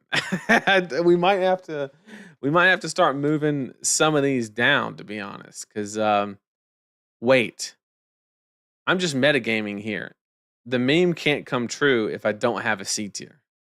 Why didn't I think of this sooner? Prism hate card is Arcane 6. Yeah, I think that's actually a better Verdance card than it is a Kano card, to be honest. And it's actually pretty decent. So I think Verdance is a really good deck. I just think the meta is shifting away from her. So she is going to take a bit of a hit. But super solid deck. I think it does a thing. And yeah, I would probably put her right around here. Put the Wizards together. God, B tier is. What if this is actually how it is? I know I'm like, I always round it out. I make them even. But like, we have to admit, like if somebody brought one of these heroes, I guess you can always, yeah, because you're just comparing to the one next to him, so you have to drop. Unfortunate. Unfortunate. The meme's gonna come true. Katsu and A, Dory, Fai and B, Boltyn, see what the heck is going on. The truth. The truth is what's happening. Is Valda legal for US Nats? I believe she is. I actually think there are a lot of heroes are viable for Nats. I agree too, and this would kind of indicate that, right? Um, for sure. So let's go ahead and talk about Florian. We got a decent amount to talk about here, right? Because he was the man of the hour. Um, and he had a big ban, two of them to be exact. He had Scepter and Germinate removed from his toolkit, and now he's having to kind of rely on a more mid-rangey game plan, which everybody was kind of already migrating to anyway. So no real abrupt change or anything like that. Also we have the deck tech that just came out today, not ours, but Minguchi, I think was his name, the Magic player. He dropped one like full sideboard guide and everything on the YouTube. So I think a video like that has the potential to increase his representation alone. Is it going to like double it? No. But those are things that you have to factor in. So if you are thinking about bringing a deck that is bad into Florian, mid-range Florian to be specific, to Nats, well, you're not gonna like the fact that video just dropped. That is not where you are going to want to be, to say the least. So, with that being said, Florian is not dead. He's not anywhere near being dead. He's still a really good pick. There is a lot of adaptations that can be had if you're Florian and you're worried about fatigue. Like I mentioned earlier, you have Evergreen or Rites of Replenishment if you do need that added threat density. And it can also come in other forms, like the deck tech had like Red Cadaverous Tilling. That's 8 damage in one card 3 times. That's a lot of added threat density to kind of counter off that fatigue strategy that was kind of pointed toward for the past couple weeks as being a weakness of Florian. So I think that the Runeblade Earth elemental card pool is deep enough to where those players will have ample opportunity to kind of solve those problems before they even truly shine. Which really gives them which actually creates the ideal situation, right? It shifts to a more engaging kind of, way to play the hero. So that way the other person's not just sitting there looking at themselves playing solitaire. But at the same time, you know, it kind of reeled him in. So from a band perspective, I think it was successful. I think the people that were previously playing the hero are not gonna be like off put by the bans. I don't think they're gonna be mad, you know. So all in all, I think the ban was pretty successful. Tapered him down a little bit, shifted him toward an engaging play style, and the people who played him didn't feel hurt in by any way, shape, form, or fashion. That's the kind of vibe that I've gotten from the community. So um I think Florian still got it. Uh, I hate to say it. I don't want to say it, but I mean, I'm a Runeblade player, so I'm a little bit biased, but I think that he still got it. Is he the best deck in the game right now? He's not. But I think he's extremely viable. He does have a couple weaknesses, right? Like Kano matchup, not good. Even with Tiara, compliance, whatever you want to throw in there, it's not a good place to be. And but he's still got it. That's the most important thing. Just make sure that you always assume that the Florian pretty much is going to be. There's also a couple variations going on where they're going more CMH or still leaning on tree to kind of close games out, which is very interesting. So kind of have a game plan for both. The CMH one's going to have more like Rune Rager swarms, things like that. So just be on the lookout for that. Then we have Jarl. Jarl is actually very, and I mean very interesting. And believe it or not, this is the hero that I'm going to select as my dark horse. I think that on the surface, this hero has some things going against him, right? Not an ideal Mario matchup, or just assassin in general, really. But man, if you can get in there and you can dodge those and you can like start blowing up grasp, and I know they can run like dread scythe and stuff like that, but like he has a lot of counterplay to a lot of these decks.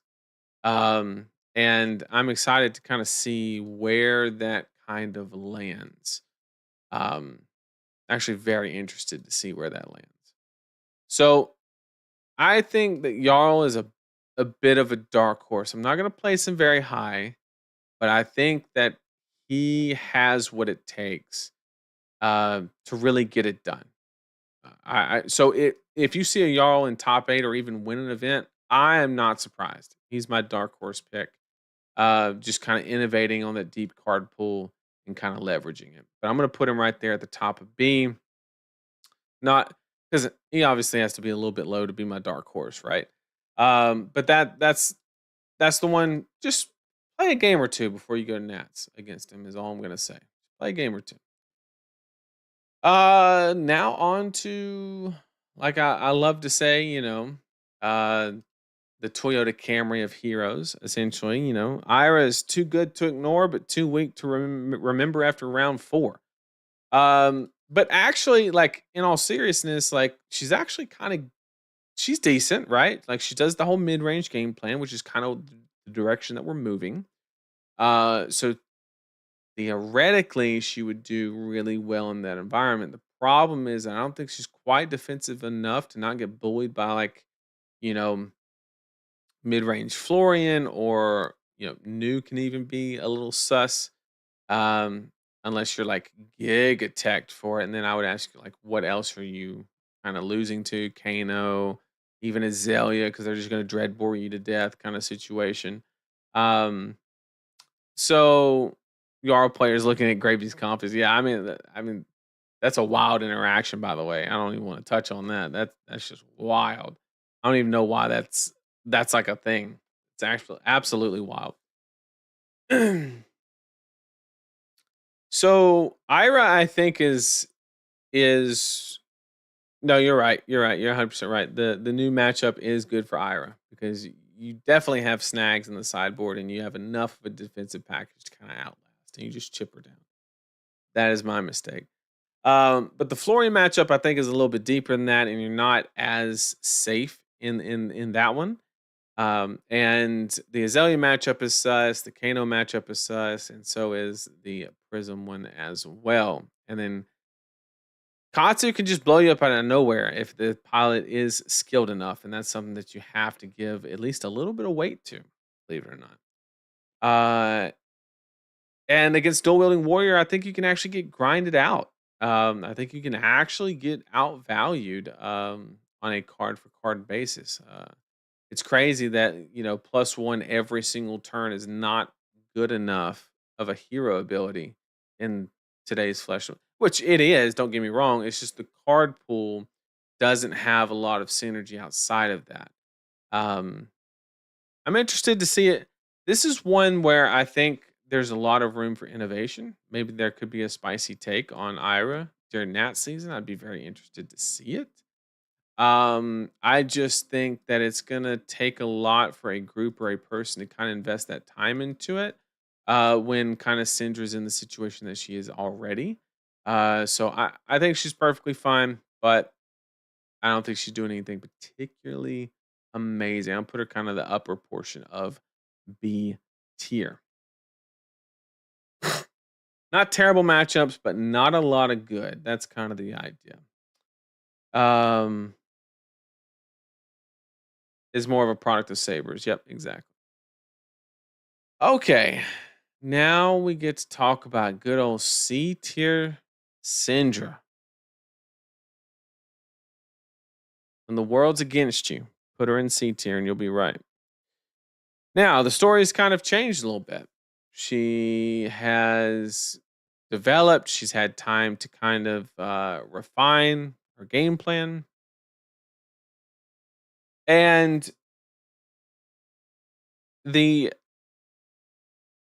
she's actually in a very interesting spot, right? Because I think, me personally, I think the flooring matchup is not good. I think he blocks too efficiently. This is all assuming that your opponent knows how to block. Okay, that that's what all of this is predicated on. If you know how to block Syndra, she loses a lot of equity, right? And you lose even more equity if your opponent is willing to give you 2 or even 3 cards every single turn. You're just basically along the lines of kind of like head jab dot deck. It's not that bad. Like you're still better than Fi. But when you're not drawing cards off Mask of Momentum, it really puts a hamper on things, to be honest. Um, and I think you're right. I think Verdancy is better than Ira. I do agree with that. 100% do agree with that. Lose Syndra with Lynx goes kind of hard. I don't know about that. I think that you kind of lose all the things that she has going for. I know you protect yourself a little bit from Jarl. I get that. I know you have probably what ends up being actually surprisingly more threat density, maybe. Um, or more turns where you're not coming off of daggers, which is probably the most important part. But also we have a necromancer coming into the game. There might be some graveyard hate collateral kind of situation. I know there's the golden rule that you're never supposed to end with a one in your graveyard, and people never break that rule and things like that. But um, it's interesting. It is interesting to say the least. Um, with that being said, I think that a lot of players will bring her. I think she will be a lot of places at Nats. She'll have good representation. I'm anticipating as high as probably top three most represented decks. But I think that she'll have a lousy conversion. I think some will convert if somebody can kind of reiterate on the deck, come up with a couple more tech options, whatever the case may be, and uh, yeah, I mean she's fine into stack, like she just dumpsters it, but mid range, I mean he just blocks too much, too efficiently. You never get mask value. It's rough. Um, so yeah, that's kind of where we're at. I've heard Florian say that Syndra is actually their bad matchup. Yeah, it's solely on the fact that you know that previously used to be the case. If you ever ran like a set, because that deck had a lot of two blocks in it, like incantations and stuff like that. Even life gains and like sigils and stuff like that. Like once you remove all that stuff and you just go to a good blocking deck, Syndra kind of folds like a cheap suit. I'm gonna be honest. So that's kind of where that lands. So I think she's a solid deck. It's a respectable pick for Nats. I think a lot of people will bring her, and I think that you're gonna run into some people that may give you a hard time because they really know how to block. And I think the worst thing for her is that that deck tech for Florian. I think that the increase in um one thing that I also want to kind of mention is anytime a full sideboarded kind of open to the public,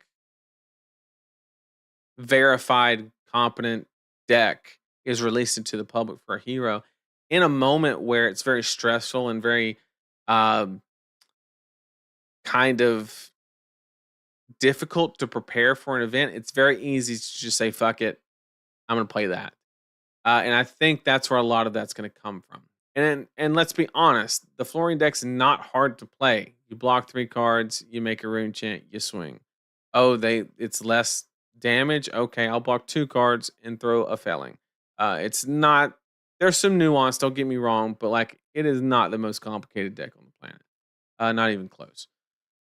So, with that being said, let's move on to our other hunted hero, Fang. Now, Fang is actually a pretty interesting situation because you have a scenario where Fang is actually quite good. I think Fang is actually perfectly fine into mid-range Florian. I think that's one of his biggest selling points, if not probably the biggest selling point. Um, and you also have a fine new matchup. You have a terrible Kano matchup. You have probably not great Azalea matchup and not a great Prism matchup. But the rest, like you're targeting the top decks. I would say that's a fair statement. And you're playing Warrior, so what more could you ask? And plus, you could always escalate blood. I'm not gonna go there. I'm not gonna go there. No, but I think he's a real deck. I think he's a respectable pick. I think there's a perfectly valid conversation to be had on whether he is the best warrior in the format right now. I think that's a very valid question to ask. Um, and one that I'm not entirely sure if it's true or not.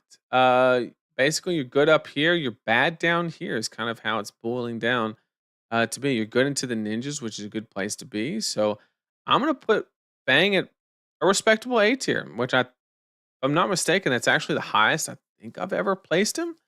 Um, and I do just want to take a moment and say thanks everybody for being here. We have like 500 people in chat right now. So I just want to say thanks for being here and joining me and talking and going over this tier list, even though it takes absolutely forever because we have so many, uh, an astronomical amount.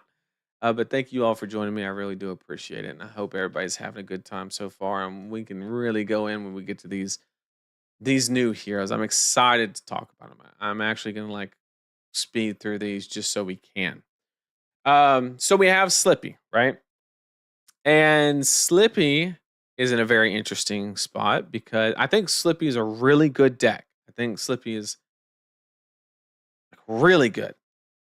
Not a new chat record. It is matching the chat record. If we break 502, that's our number. That's the new record.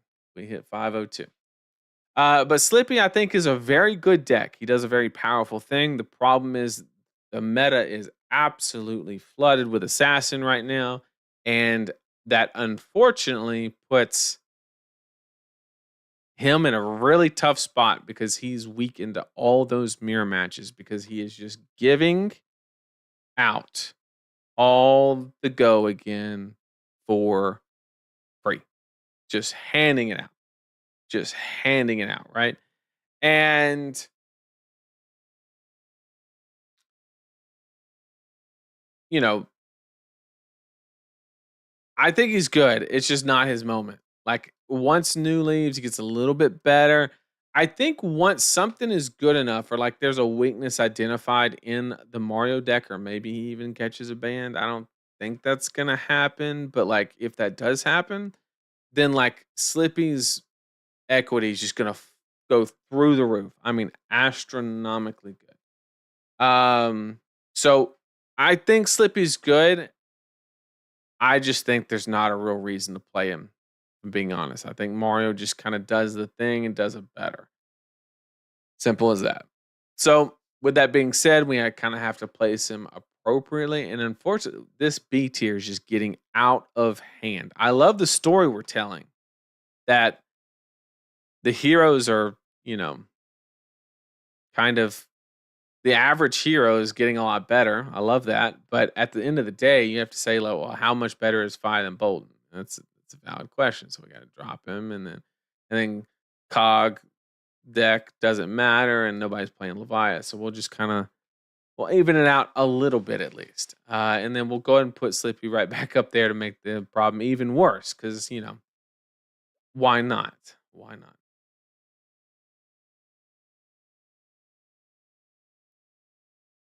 Which deck tech are you talking about? Yeah, somebody Minguchi, I think is his name. Somebody put it in chat.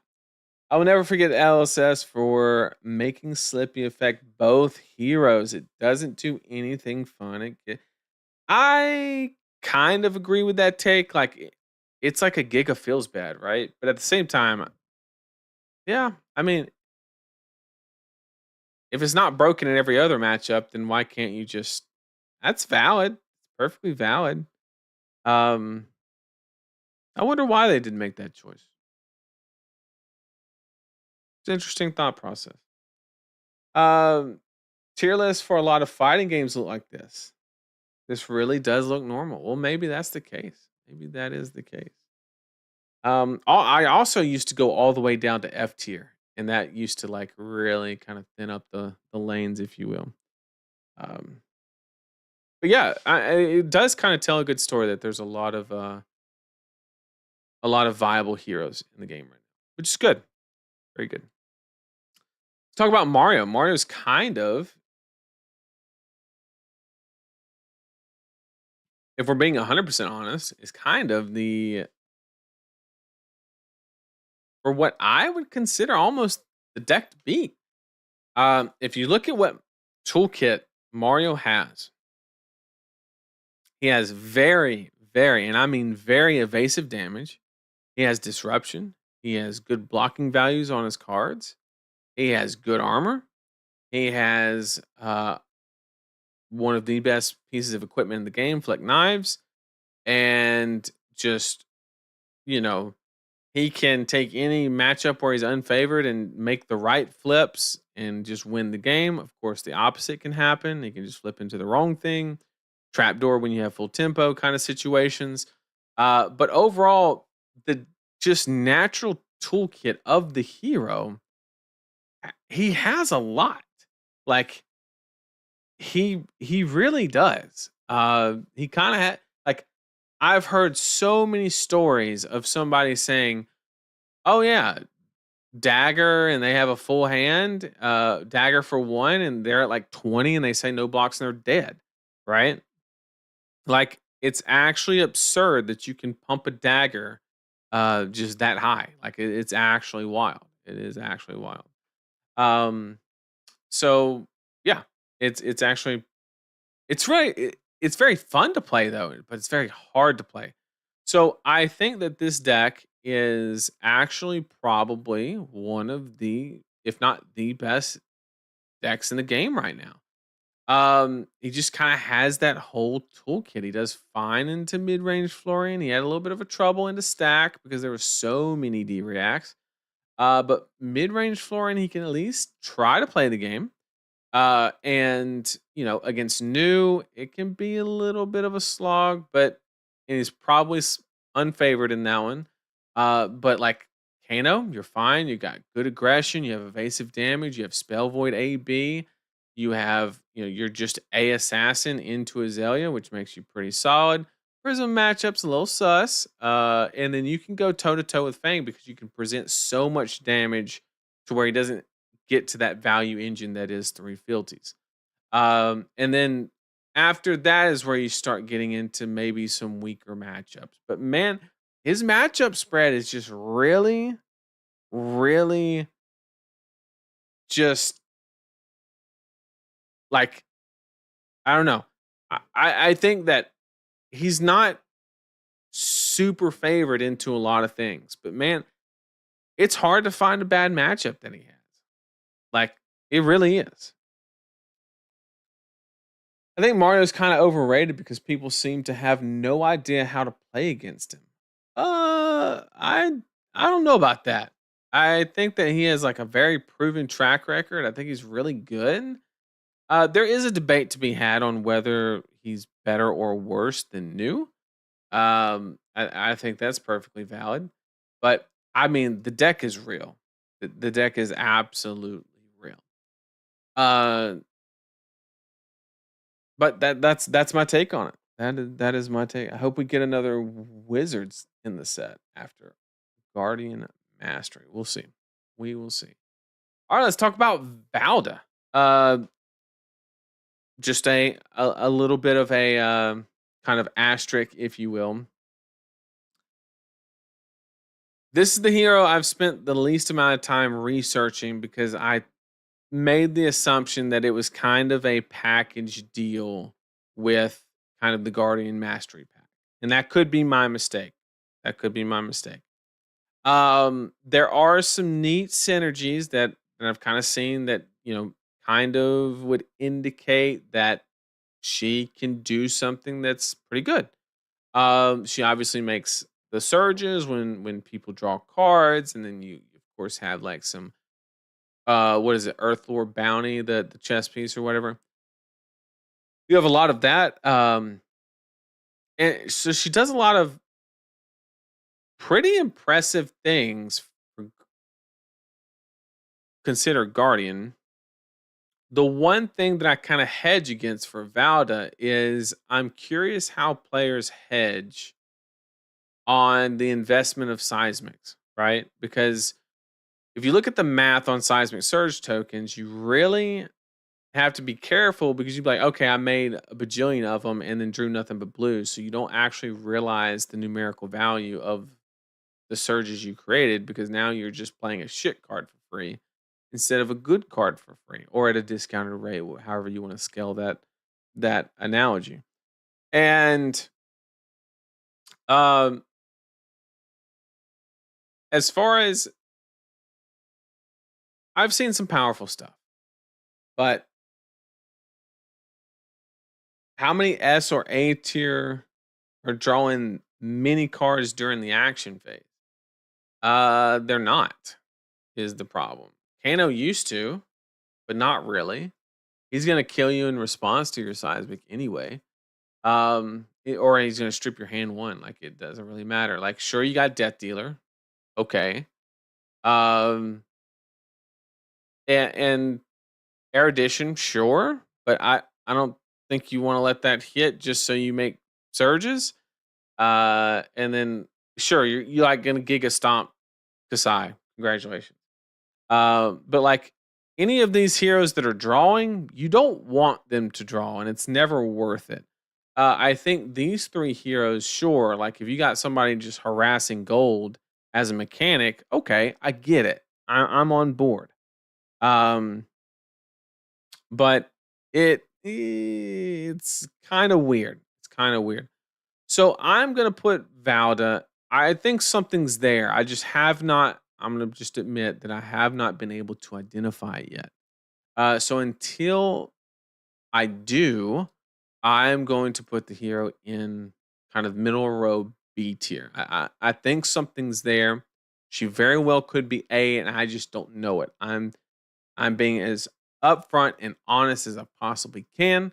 That's the one hero that I was not able to because I thought it was just a technicality that she was legal for Nats and not really kind of having all the flushed out design. Happy to have somebody prove me wrong, plain and simple. Now, chat, we get into the good stuff. The good stuff. Okay.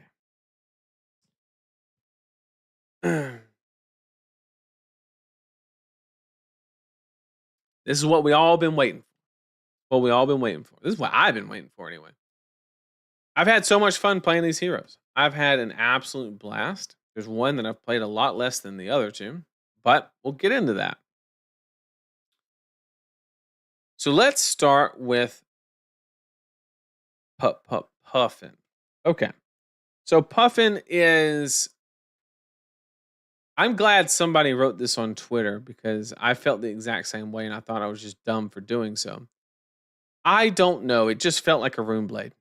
It if I'm being 100% honest, Puffin is the most Briar feeling hero ever since Briar existed.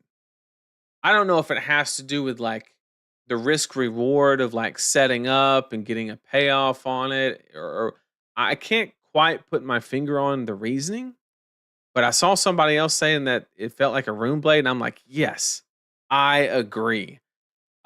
Which is cool. Obviously, I'm a big fan of Puffin myself, or of Runeblade. So anytime a class outside of that realm kind of plays like that class, I am all for it. Um, but I'm not going to let that get in the way of the viability aspect of it.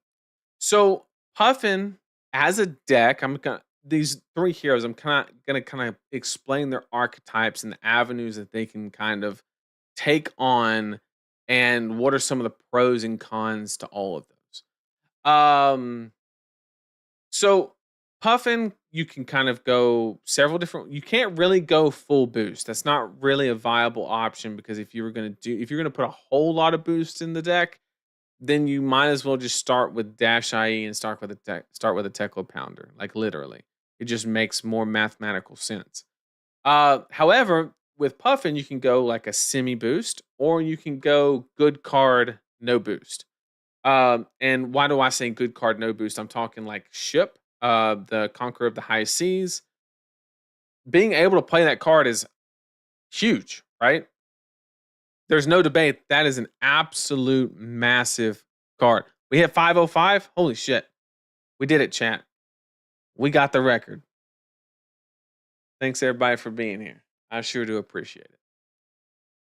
So being able to play the good cards in the non-boost variant, and there's even like a version in the middle where you just play the absolute best boost cards and you really just risk it for the biscuit, which me personally, chef's kiss to anybody that's wanting to play that version. It's just so cool. Just having that ability to just, you know what? 0 to 60, I'm in. I'm in there. And um, so me personally, between the two options, you have semi boost and no boost. My preferred playstyle and what I think is probably the most optimal is the non boost variant. And the reason for that thought process is kind of the more you go toward boosting, the less you can dedicate to the cog engine, right? Um and w- with that being said, that's kind of what the hero's trying to do. And the she got some amazing cards that tap as an instant, right? Really good anti-fatigue situation. The fact that that card, High Cogtane is what I've been calling it. I heard that one from Damien, and the fact that it goes to the bottom of the deck when you play it is insane. The fact that you can just wait for your bigger cards, kind of play one out, play it, recycle, go. It's actually wild.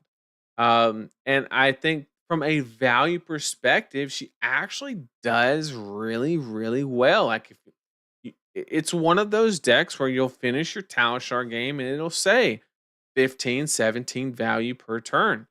And it's not kidding. Like it just, and you have, oh my God, the fridge? That's why she plays like a room blade. Look at that fucking fridge. The fact that you can block with arms, make the cog, and then throw in an adaptive plating as well, and have the adaptive plating galvanized trigger happen after the arms, you can sack the cog and you can literally two equipment block five. That is insane. Now, I will put an asterisk on that as well and say that in most of my testing, it is better to use the arm piece offensively.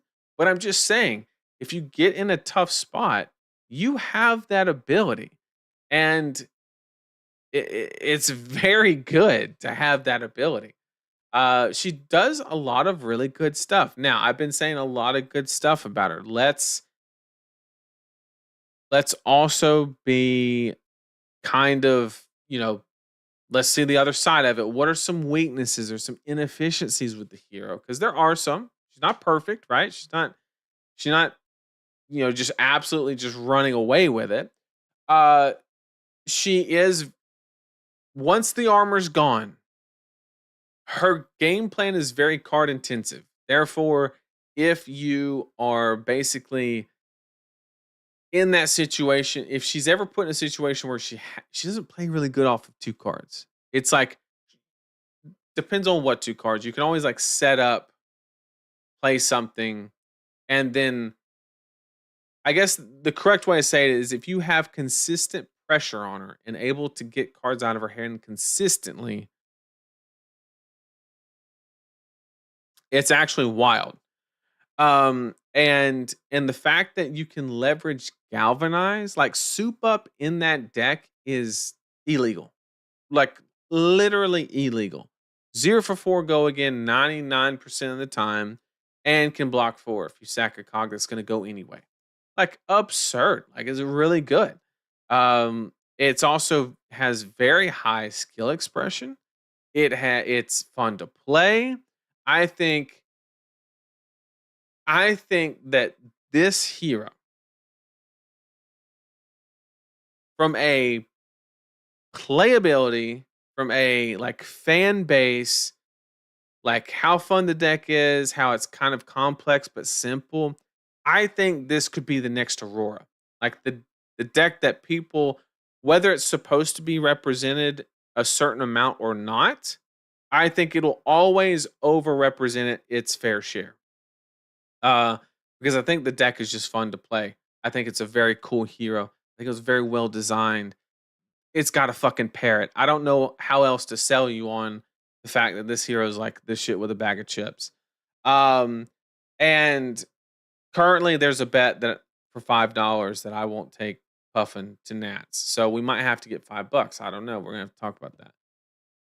But I think the hero is great. I think the hero is great. I think she'd be a lot better if some of the assassins were gone. Maybe Azalea was gone. Um, and if you can get the cards, that's kind of the biggest thing, kind of holding her back. But it is what it is. So I think that she's really good. I think that she's really good. And I would probably end up putting her in the upper part of A tier. Really good, does the thing, very good value engine, has a lot of flexibility. I think we're very early in the deck building phase already, and the hero's already just performing as good as we can see so far. So I think Puffin has it, and I think she has room to get even better. Really looking for those value lists to just take a risk. Put in some red 0 to 60s. Let me know how it works. Don't go crazy with it. Don't go put in red throttle, red zipper hit. Just 0 to 60. Take a risk on a couple boosts. Does it pay off? Does it not? Go from there. And I think that you might be happy with the results. Um, Also, I mean, just looking at the matchup spread, right? You have enough setup and consistent pressure to really pressure Florian, and you have the numbers where you can actually compete on a mid-range basis. You have an awful, and I mean awful, new matchup. I'm not going to sugarcoat it. It is bad. But she's almost gone, and Mario is basically going to put you on a clock and ask you how good your first 4 or 5 hands are. It's that simple. It's the typical race, right? Uh, you are into Kano, not crazy, not good, and then Azalea is also on her way out, and um, is kind of a mid matchup. You can stack really tall, so Red and the Ledger kind of lose a lot of value. You're not swinging aggressively with your weapon a lot, so frailty doesn't hurt you that much. Pretty safe, and you absolutely dumpster, and I mean dumpster Prism, free as shit on the planet. Um, and then the Warriors, like you have enough setup to where you can go over the whole dynamo value engine. You can just go over it if you play it really well and your deck is constructed correctly. So Puffin, really good. Best of luck on getting the cards. Moving on to Marlin. Now, fair note, just want to be upfront with everybody. This is the hero I've spent the least amount of time on. Out of the new heroes, and I'll explain why. I think that the hero it doesn't do it doesn't do what Azalea does if you play it aggressively. In my opinion, I've seen some super aggro lists, and they will blow you up on turn 1, 2, or 3, or all three. Um, but if they don't do that, then they're just not that good. And I was kind of unimpressed with how the hero kind of navigates. And the harpoon variant is very interesting, and I think that the biggest aspect going for her is like you don't know which one you're going to play against, which is why if anybody during national season is actively attempting to just go into that matchup with the mindset of fatigue, I would beware of that strategy because you are going to run into the harpoon version and you're going to get dumpstered because everything is going to have overpower and you will run out of D reacts. Okay. And so that's kind of my thought process where the harpoon is fine. Like you have those disruptive on hits. I just don't think the value is there. I think in the game of flesh and blood right now, I think you need a little bit more than that. If the harpoons had dominate, this would be a completely different story. But I think there's enough D-reacts in the format to where you can weather the storm on the first couple and enough armor on the first couple harpoons and really just put on that pressure and get her to a point to where she can't pitch 13 cards to pay for her weapon to not even load an arrow. So that's kind of the thought, and she's very reliant on gold. I mean, there she needs a lot to go right, but when she goes right, she wins. Like, if you're that player that you just want to high roll the bejeebies out of somebody, then like this is the deck for you. You go. I've seen crazy shit from like try shot and rapid fire, which I think is a little overdone. I don't think you need to do all that. I think you just do just straight aggro, reload, three of a kind, and just really get there. But to each his own. So to be honest, I think she's C tier. I think that's where I would put her. I think that she's fun to play, and I've never been a particular fan for Ranger, because I always feel like the whole loading mechanic as more of an inconvenience.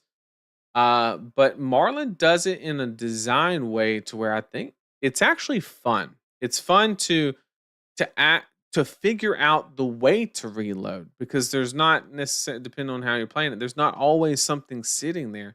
So I feel like it's a problem to solve, whereas every other ranger bow, I feel like, or every other ranger just generically playing, I view the bow as a tax. I'm like, oh, I gotta pay for Dreadbore, I gotta pay for Death Dealer, even though you get refunded. I just look at it as like a tax or something you gotta do. And, you know, Marlin, from a design standpoint and an entertainment perspective, completely solves that. Fun deck.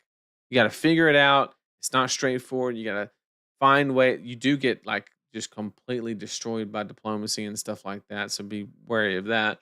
But it is what it is.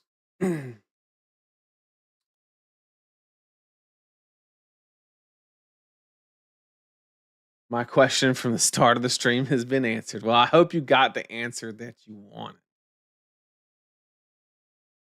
Why no Voltaire strike once?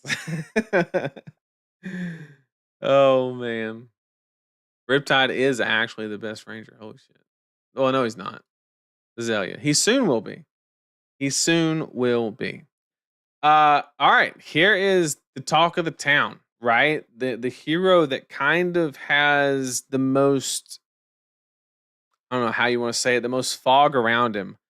I've I have heard all kinds of things on every end of the spectrum. This is the worst hero they've ever printed. Put him next to the person who I forgot the name of. Put him, or he's like the most busted thing since Enigma, right? Like I've heard everything in between.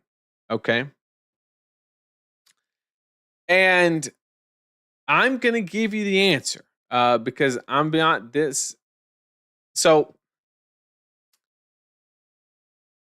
this is an interesting spot, right?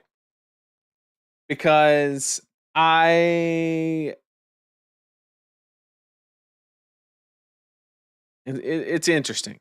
Um, when I explain gravy in a second, I'm going to intentionally leave out a tad bit of information, and that's because uh, you'll kind of see. I can't explain. Well, I guess before we dig into that, let me just say it. The people that think gravy is bad, it's not a hero problem. It's a deck building problem. And I think that, like, I mean, I've seen deck lists that have more allies than NATO. I mean, just wild shit. And I don't know how else to say it. No offense if that's you. But I mean, I like legit, the hero is good. Gravy is a good hero. He does something that he has that, you know, he has that illusionist situation where you're going to auto win some matchups, you're going to auto lose some matchup. Like he has that polarization situation. And I've seen deck lists that have more allies than that. That was a good one. That was a good one. That was solid. Solid. Um, so the hero's good. I I I want to tell you where the deck building mistake is. But you know, I've told you that I have obligations to other people and why. On why, I have obligations as far as why I can't say what it is or how to fix it in your deck building. I can't give you the answer. But when I set out to be a content creator, my entire brand was on the basis that I would never intentionally psyop anybody. I would never tell you something is bad because I, want you to think it's bad I just want to be the most authentic content creator that I can be. That was my entire promise when I set out to be a content creator. And, you know, I want to tell you that the deck's real because it is. I can't help you fix your deck building mistakes. I would love to, but I just can't. Um, the deck is good. The deck is good. Now, when I say the deck is good, we need to apply a scale. Are we talking S tier? Are we talking, uh, are we talking, A tier? What's the scaling factor here? And the answer to that question is I think that he lands at a solid, like, probably. He's not S. There's some weaknesses. There's some players in the meta. We're talking Syndra, we're talking Katsu that are like just giga, just bad. Like, they're like just go get lunch instead kind of matchups. Like they're absolutely horrendous. Um Josh playing gravy at Nats is the real psyop. That is, nobody would believe that. Nobody would believe that. Gamble 2K on poker than any pile I could come up with. Yeah, I mean, you got to get the cards first. That's the first hassle. But I think he's solid 8. He's definitely not that low. I gotta put him probably here, could be here. A lot of 7s in the format. I'm gonna put him there. And this placement is very, and I mean absolutely 100% dependent on the number of ninjas that show up. It's literally depending on that. Like if 30% of the room is ninja, then he drops to B tier immediately, right? Whereas if there's hardly any, then he could go to S tier, right? That's just the situation. If it's a deck that you want to, like, roll the dice on and really just gamble the you know the gym matchup, then that's probably the deck to bring. But at the end of the day, you have to get the cards. And like chat's mentioning now, um, you know, it really, whether, let's say Gravy was the best deck in the format right now. Like, let's just make that assumption. Uh, I don't think his representation could get past 15%. I truly don't. And yeah, how I passed it by like 50, bro. We're just up there. We're doing it. I appreciate everybody being here. How is he into assassin? He's actually pretty good. The main thought process there is basically, you know, the break points on the hero life total. Like, you have Sawbones that negates daggers if they have on hit effects like marking or news dagger. Basically, you have Chum that forces the attack to go toward him. I mean, there's a lot of play. It's not easy to play. It's not easy to play at all. Trust me. But if you can figure it out, it's good. Um, Cop out? I don't know what that's in reference to. Not the 401k. Yeah, we don't want to give that up. We don't want to. In your testing, how is Gravy doing against disruption slash fatigue? I think the disruption slash fatigue situation is a skill check. I think it's basically Dromai, right? In Dromai, if you were bad at Dromai, you would get fatigued by every guardian, right? But if you're good, it was theoretically almost free, right? Or no, I don't want to say free, but like especially if they weren't aggro. But you just have to be able to place your pieces at the right time, right moment, the right pieces, and kind of have a game plan that you can kind of set up. So fatigue should not be a problem. That should not be the problem you have. The problem you should have is the Kadachi taking out a whole ally. That's your problem. Um,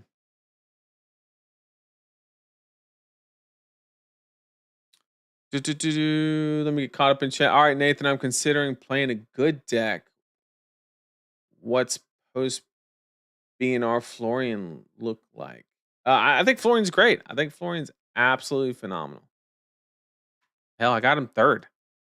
I got him up there in S tier. Fang is pretty good into Fang. Well, sure. I don't know if you meant gravy there. Oh yeah, you meant gravy. Okay. I was like, yo, he's got the mirror tech, bro.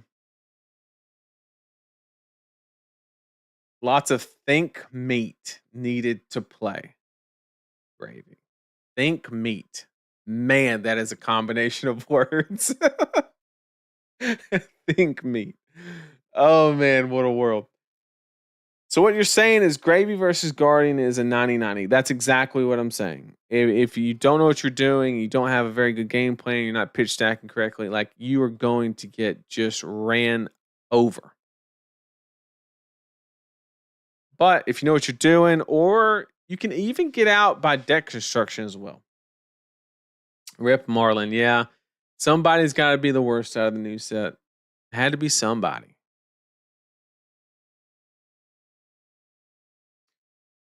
What do you mean C tier is winning Nats tier? So there's been 2 instances where I put a hero in C tier and they immediately won the next event. It was kind of a whole meme that started with Rhea.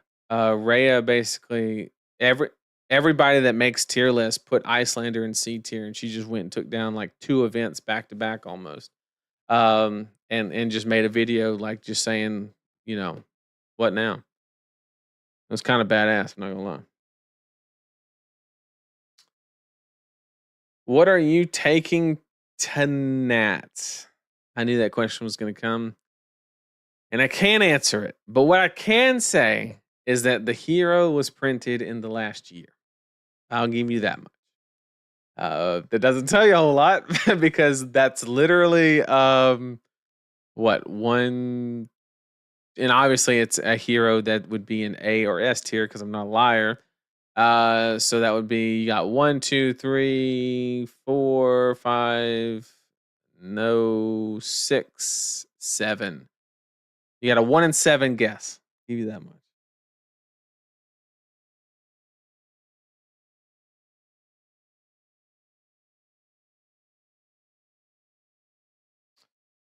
Katsu feels great into Fang. Pop off turn negate guilty. I mean, if the Fang player does not have practice blocking in the Katsu's favored into anybody that doesn't know how to block him. That's just the truth, right? But if you do run into somebody, it gets a lot more difficult, a lot quicker. Think meat go hard. With new out, what changes? Well, a lot changes actually. So your so we'll just use the example of new and Azalea kind of leaving because this should happen among the first week or 2 of Nats. But if they leave, well, Warriors get a lot better because Azalea is gone, and Guardian gets a lot better because New is gone. So and then Guardian also gets better because the Warriors get better. So we when New leaves, if there's ever a moment for Guardian to kind of like peek back into a meta in any predominant way, it's that moment. Because not Azalea leaving, but the Warriors coming in from Azalea leaving, plus New leaving is a pretty good combination for Warriors to be honest, or for Guardians to be honest.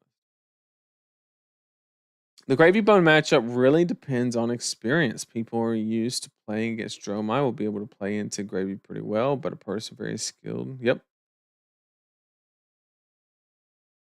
What about oh god, not again. Mario over Slippy all day? All day.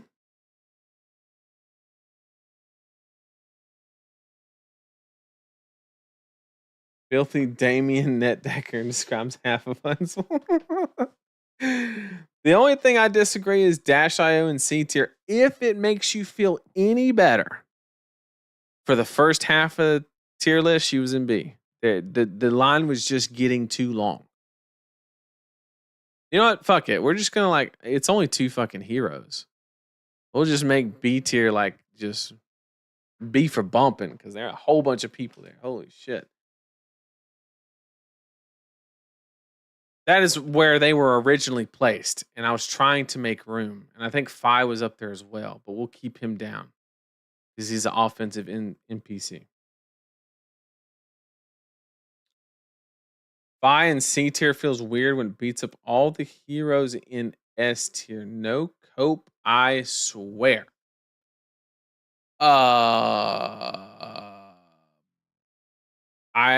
So if he still stack Florian, you completely roasted. I don't think you beat mid range Florian.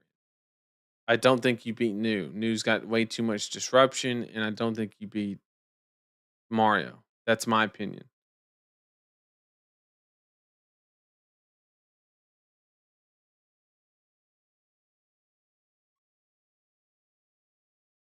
But otherwise, nice tier list. I appreciate it.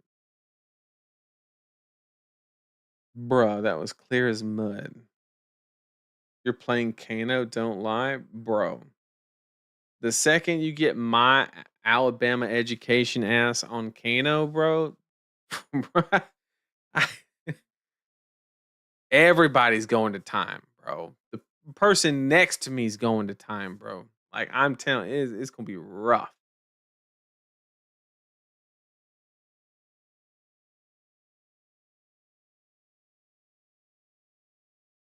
I don't know. I feel like Katsu pops off and they have to block so much that they lose fealty and they block. Well, that's the problem is they're letting them pop off.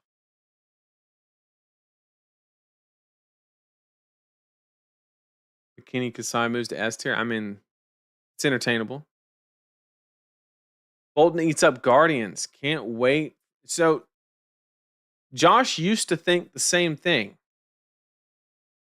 And then I played Bravo and won 5 games in a row. I'm just saying, if you play against somebody that does not play well against Bolt or doesn't know Boltyn in and out, I 100% agree with you. It's a terrible matchup for Guardian. But you run into somebody that knows it, like I do, because I've played the matchup with Josh several times. It's not as far as you would think.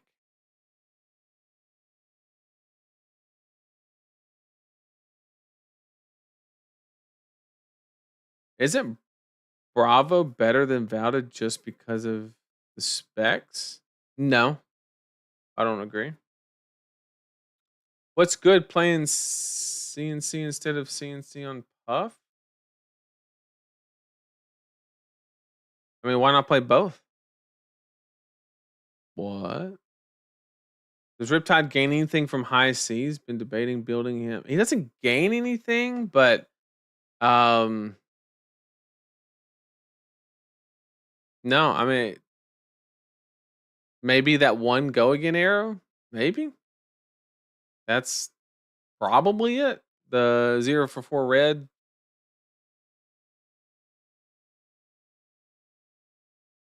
CNC unfortunately makes your deck so bad. I don't know. Kano plays 3 turns usually. 51st in education, but first in football, baby. Roll Tide. Roll Tide, roll Tide. Don't give a piss about nothing but the 10. You're playing a high seas deck. Do you play CNC and not CNC? I mean, you could. I think it comes down to what your blue count is. And do you actually need to go again? Well, we're here to hear more gravy talk. I mean, we can talk gravy. I just can't. I knew I was going to get talked into it. I can't do it.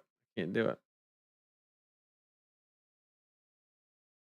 Next stream, Nathan tries his best to play Kano. It would do really well for the wrong reason. It would do really well for the wrong reason. Oh man. But we like broke the record. I think we got up to like 560, whereas 501 was the previous record.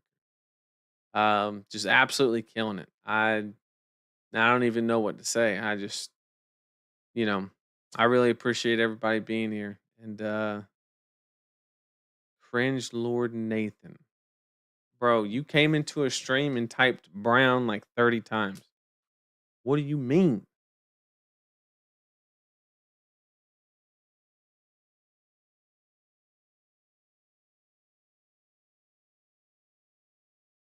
Just a 0 for 7.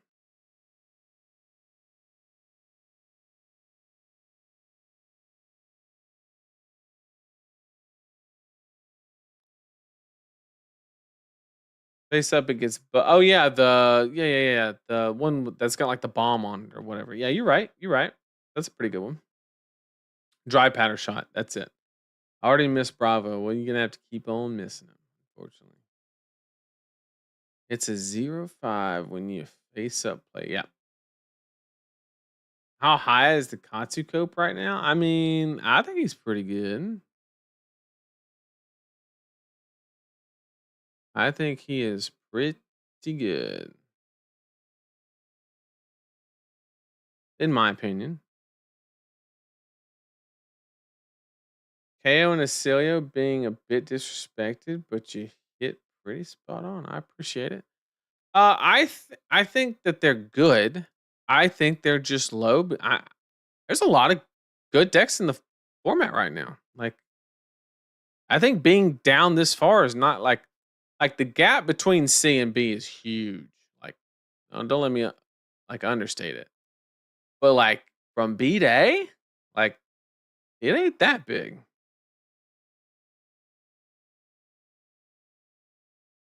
I don't know if this breaks your NDA, but what do you think the ideal number of allies is? Uh, that does break the NDA. But I will say less than NATO. That's what I will say. Have less allies than NATO in your gravy deck.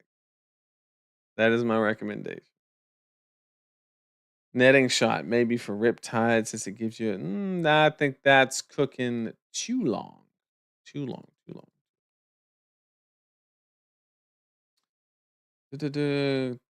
They can talk turkey, but not gravy. Bro. You're not wrong though. For the Nathan on Kano stream, take a shot every time Nathan messes up. Oh man. You wasted in 3 minutes flat. Wait for Hamilton to bring 0 ally gravy to Nats and win. I mean, if anybody does.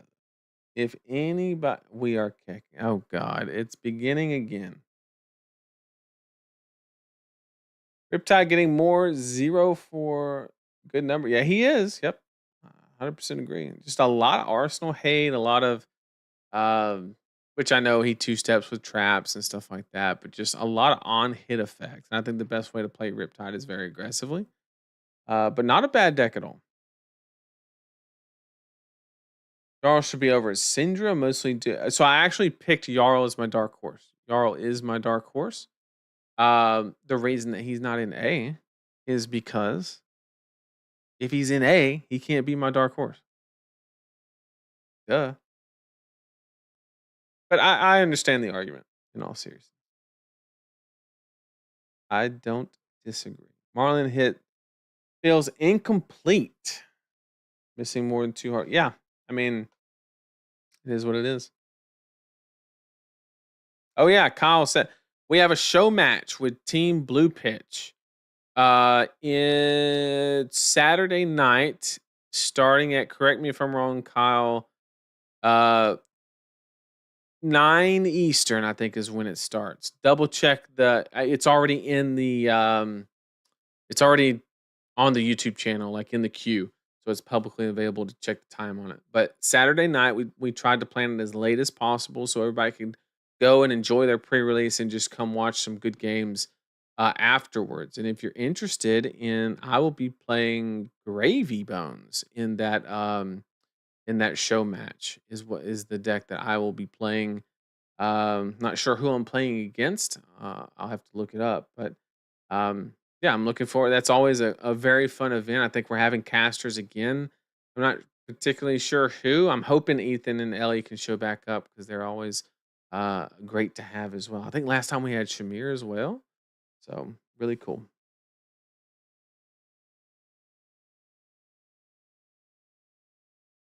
With new LLs, I'm afraid it's going to be Necro Ninja Guardian rock paper scissors situation. It could be, but rock paper scissors is kind of cool, right?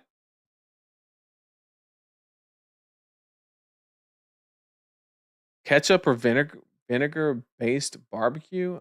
100% vinegar. Not even a question. Like, not even a question. There are 32 countries in NATO, if that helps. Thank you, Josh. So the answer is less than 32 allies in your gravy deck.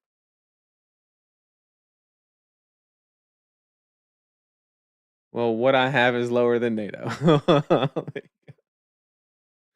Well, gravy boat for a reason.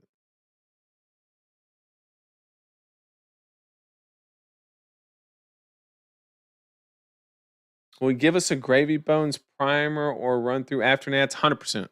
100% I'll do it at the second I get back from Nats. First stream afterwards. Marlin is just fulfilling the range. I will say that, like, even though Gravy is good, like, the representation at Nats is literally limited by one, it's a complex hero to learn in time, and two, card accessibility. So, although he's good, if you're like a deck that like is not good into that matchup, like I wouldn't sweat it. He'll be there. He will 100% be there, but like I'm thinking 7%, 10 tops. Solely on, like, in week 3 and 4, I think he has the potential to grow past that, but um card accessibility. You know the deal. You know the deal.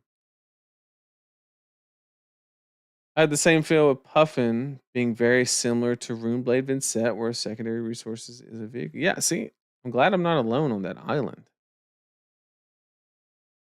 I'm smelling what you're stepping on, gravy bones for sure. Vinegar, 100. 100. Agreed. I don't know why Ranger got 9 garbage reprints. I guess there were, I mean, that was probably a limited solution, to be honest.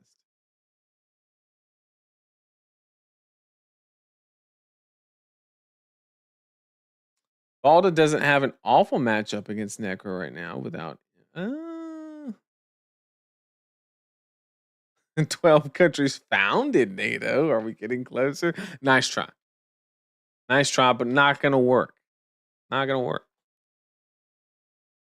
But yeah, like I said earlier, we hit, I think 550, 560, something like that on a live stream. I don't know.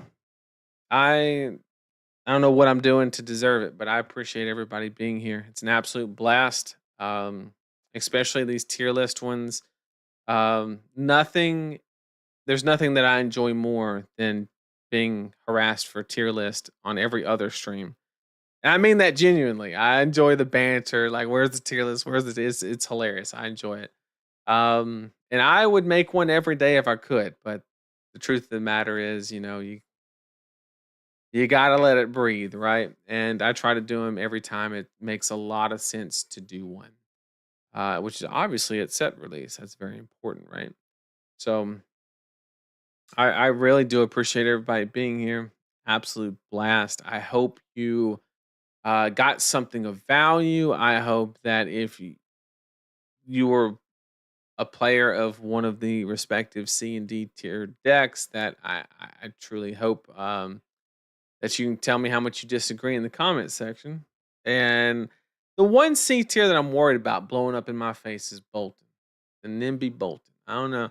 Maybe it's got some legs, maybe it doesn't. I don't know. It's in C tier, so I'm leaving it up to you to win your national championship.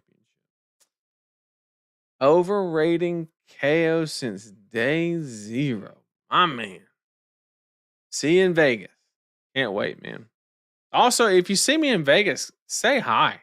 Like, just say hi. I love meeting the community. That's why we do all this.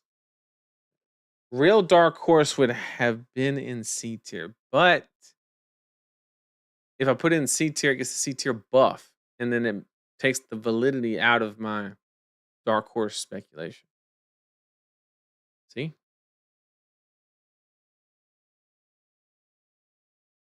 Oh, you said overrating Kano. I don't know. It's pretty good. It could be though.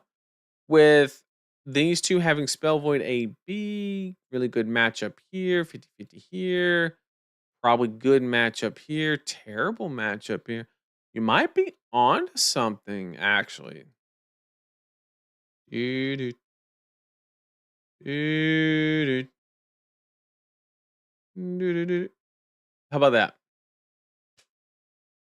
I think you're actually right now that you mentioned it. Because it's like, these can be kind of rough. You Giga win this one, 50-50. Probably win this one. Bad matchup here, bad matchup here. Then you start winning. Yeah, I take him down a peg. Little bit. A little bit. Been following your tier list for a year now. Most trusted tier list in Fab, in my opinion. I appreciate it. Thank you for the compliment. It takes a lot of work. I try to take it as serious as I possibly can, and like, layer everything out and really try to like understand the ripple effects to like, I'm not always perfect. There's something on this list I guarantee you that'll be wrong. And but I'm doing my absolute, and this one's even tougher this time around because you have price sensitivity for the new heroes. You have two heroes about the LL, so things will change in the near future. To the point, so much to the point to where if New and Azalea leave super early, we might have to do a really quick one, like or at least an update, a Twitter post or something like that, to kind of keep people, you know, up to date. If you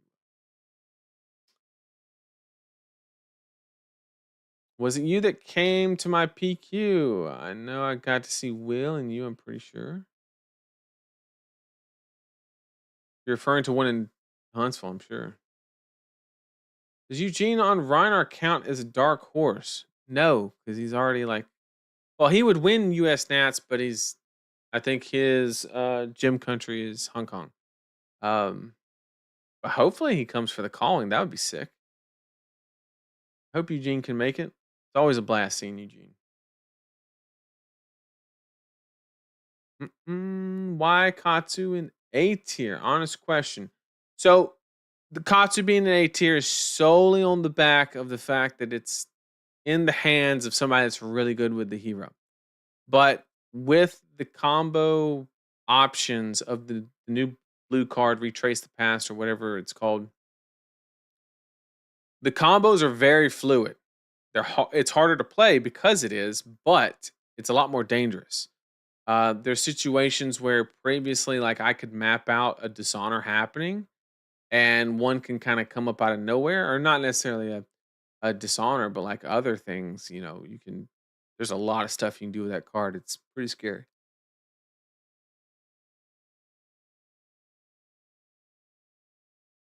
How is Midas Touch performing against Gravy and Prism? Against Prism, it's probably good, but Gravy, you give him a bunch of gold, and you're spending a card and a resource, so you're probably pitching a card. It doesn't have go again. I'll give you that. I don't know, like that. That seems like tech that like isn't even good enough to work, right? Because if the ally's on the board, it's already swung.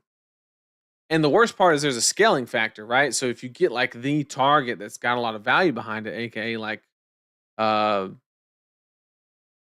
what's his name, Humper or whatever it is, like you're giving Gravy 6 gold, which is going to mean he's going to be super fluid getting the rest of the allies out.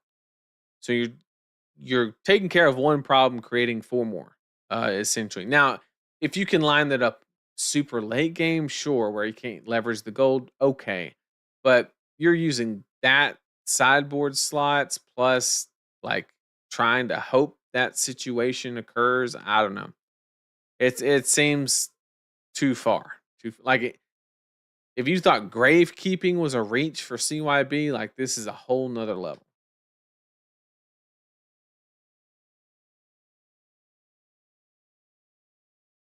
I'm curious how the Kano decks will evolve to be gravy. I don't think they can. I think it's literally kill them before Sawbones comes out.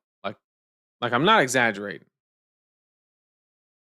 Like you can put in a few arcane spells that make your deck overall worse because you have to find cards that say target ally or any target whatever, and then you have to fire 3 arcane to kill it. So you're making your deck worse. But then if I get 2 out, that no longer works. And remember, with Sawbones, there's 6 copies in the deck because most lists are on like 3 Call to the Grave. So getting Sawbones is not as tall of an ask as asking Kano to get the solution. That theoretically twice as hard. Uh, Kano's only way to win is basically kill him before Sawbones resolve.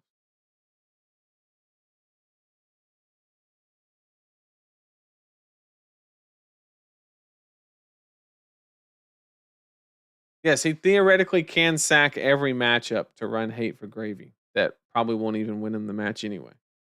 Kano players do have that option. And if they were playing limited, they probably would. Thoughts on Mario versus Gravy match? It's kind of weird. I think I don't know. I think it depends on how the Mario hands line up. If Mario ever can't clear like a certain combination of allies, then like it can roll out of control quickly for Mario.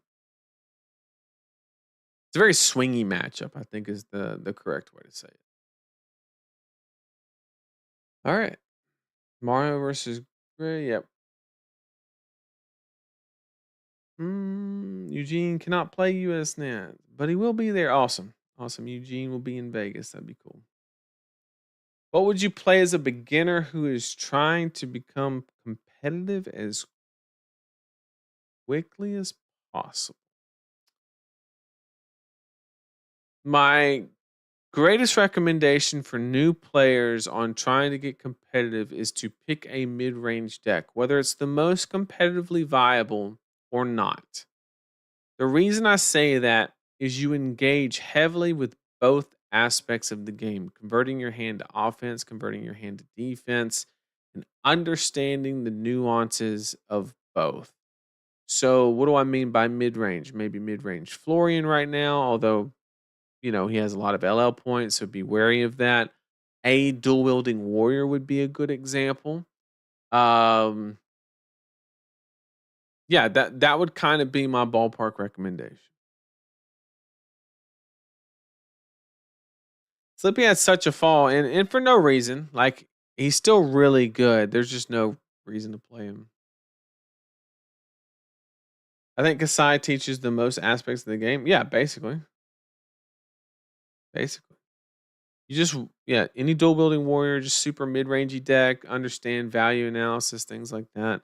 Also, if you're trying to get started, I have a learning curve series, 3 episodes that kind of give you a good fundamental in the game. You can just look that up on the YouTube channel and kind of breaks down a lot like flowchart decisions, fatigue, things like that.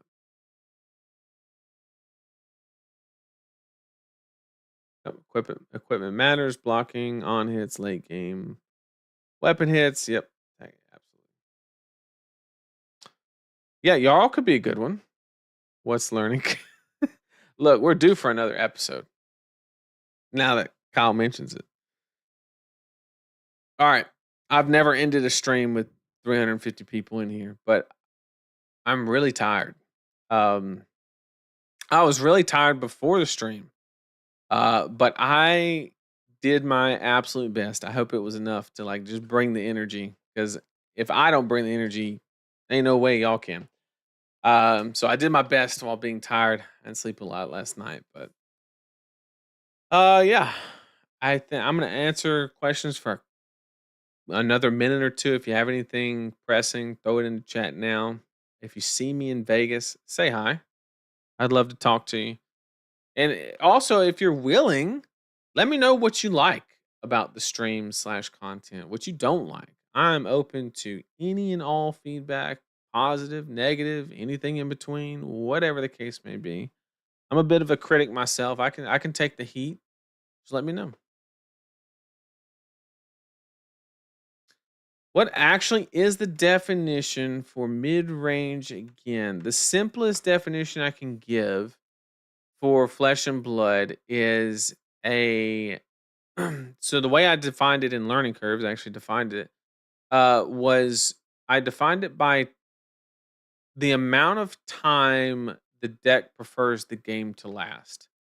So I forget the exact numbers, but aggro was like 0 to 4 turns, mid range was like 6 to 10, and then 11 plus was control. So really, mid range wants to extend the game, but not to the point to where like you're just going to giga fatigue, right? And that is usually accomplished by having some sort of reoccurring value engine. This could be an example of dynamos for warriors, right? That counter keeps coming off. You keep blocking with it. The longer the game, the more counters, the more blocks. You have dash, IE, with the chamber and the pistol, where she can play more items and the pistol gets bigger and bigger and bigger. So she wants to extend the game to do so. Um, yeah, that's kind of the idea of mid range. How long do you want the game to last? How many copies of Escalate Bloodshed in the top 8 of all Nats together? Exactly 0.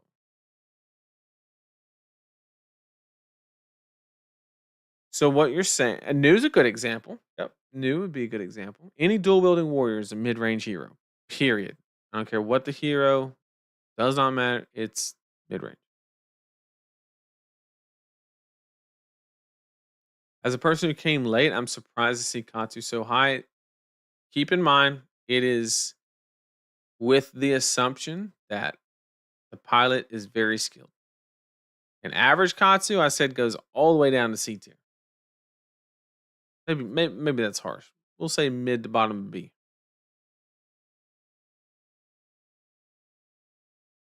Clearly, they needed to put unlimited on a different card than copper. I mean, I think it's cool that they did that. That you can run like 20 cogs. Kind of sick. Greetings from Tijuana. I think that's how you say it. I gave him a best shot. Growing community. Why Marlin so low? If I missed it, just tell me and I'll go back. Yeah, we already did go over it, but basically the idea is like she doesn't do the Azalea thing better than Azalea. She's worse at it. And the harpoon version has some glaring weaknesses. Too much armor, too many D reacts in the format, to where most of the time the first two on hits don't really connect, and there's nothing you can do about it. That's the thought process.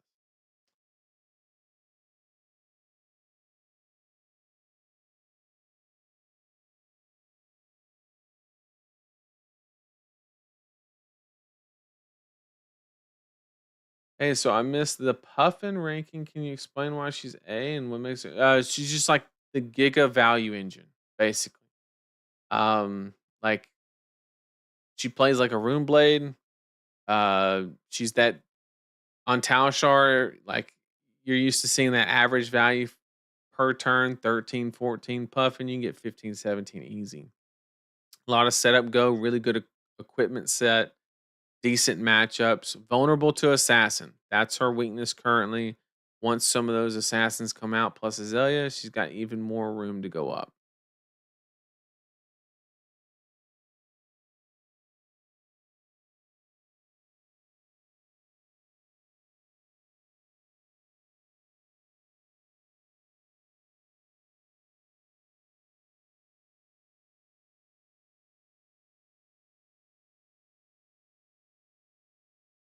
Where do you feel Gravy falls in the triangle? I think it's just gonna go like I think it really just goes to like Gravy as the possibility to kind of fill that void of kind of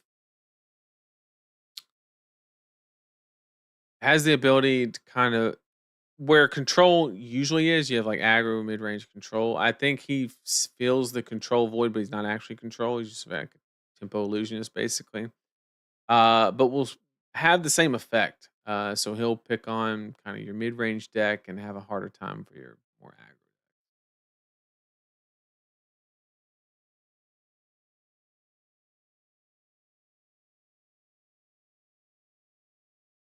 Listen to you while I'm at work.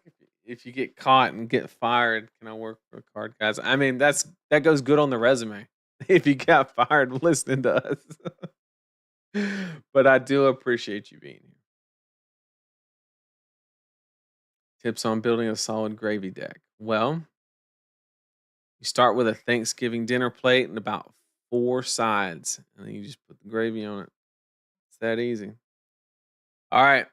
We're going to close up shop, chat. I thank everybody for being here once again. Really do appreciate it. It was an absolute blast, and I hope to see a lot of you in Vegas. If you see me, say something, say hello.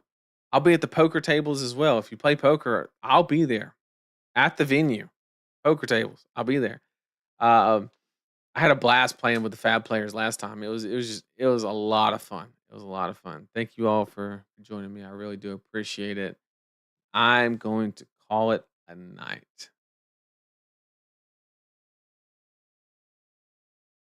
Thank you all. Take care.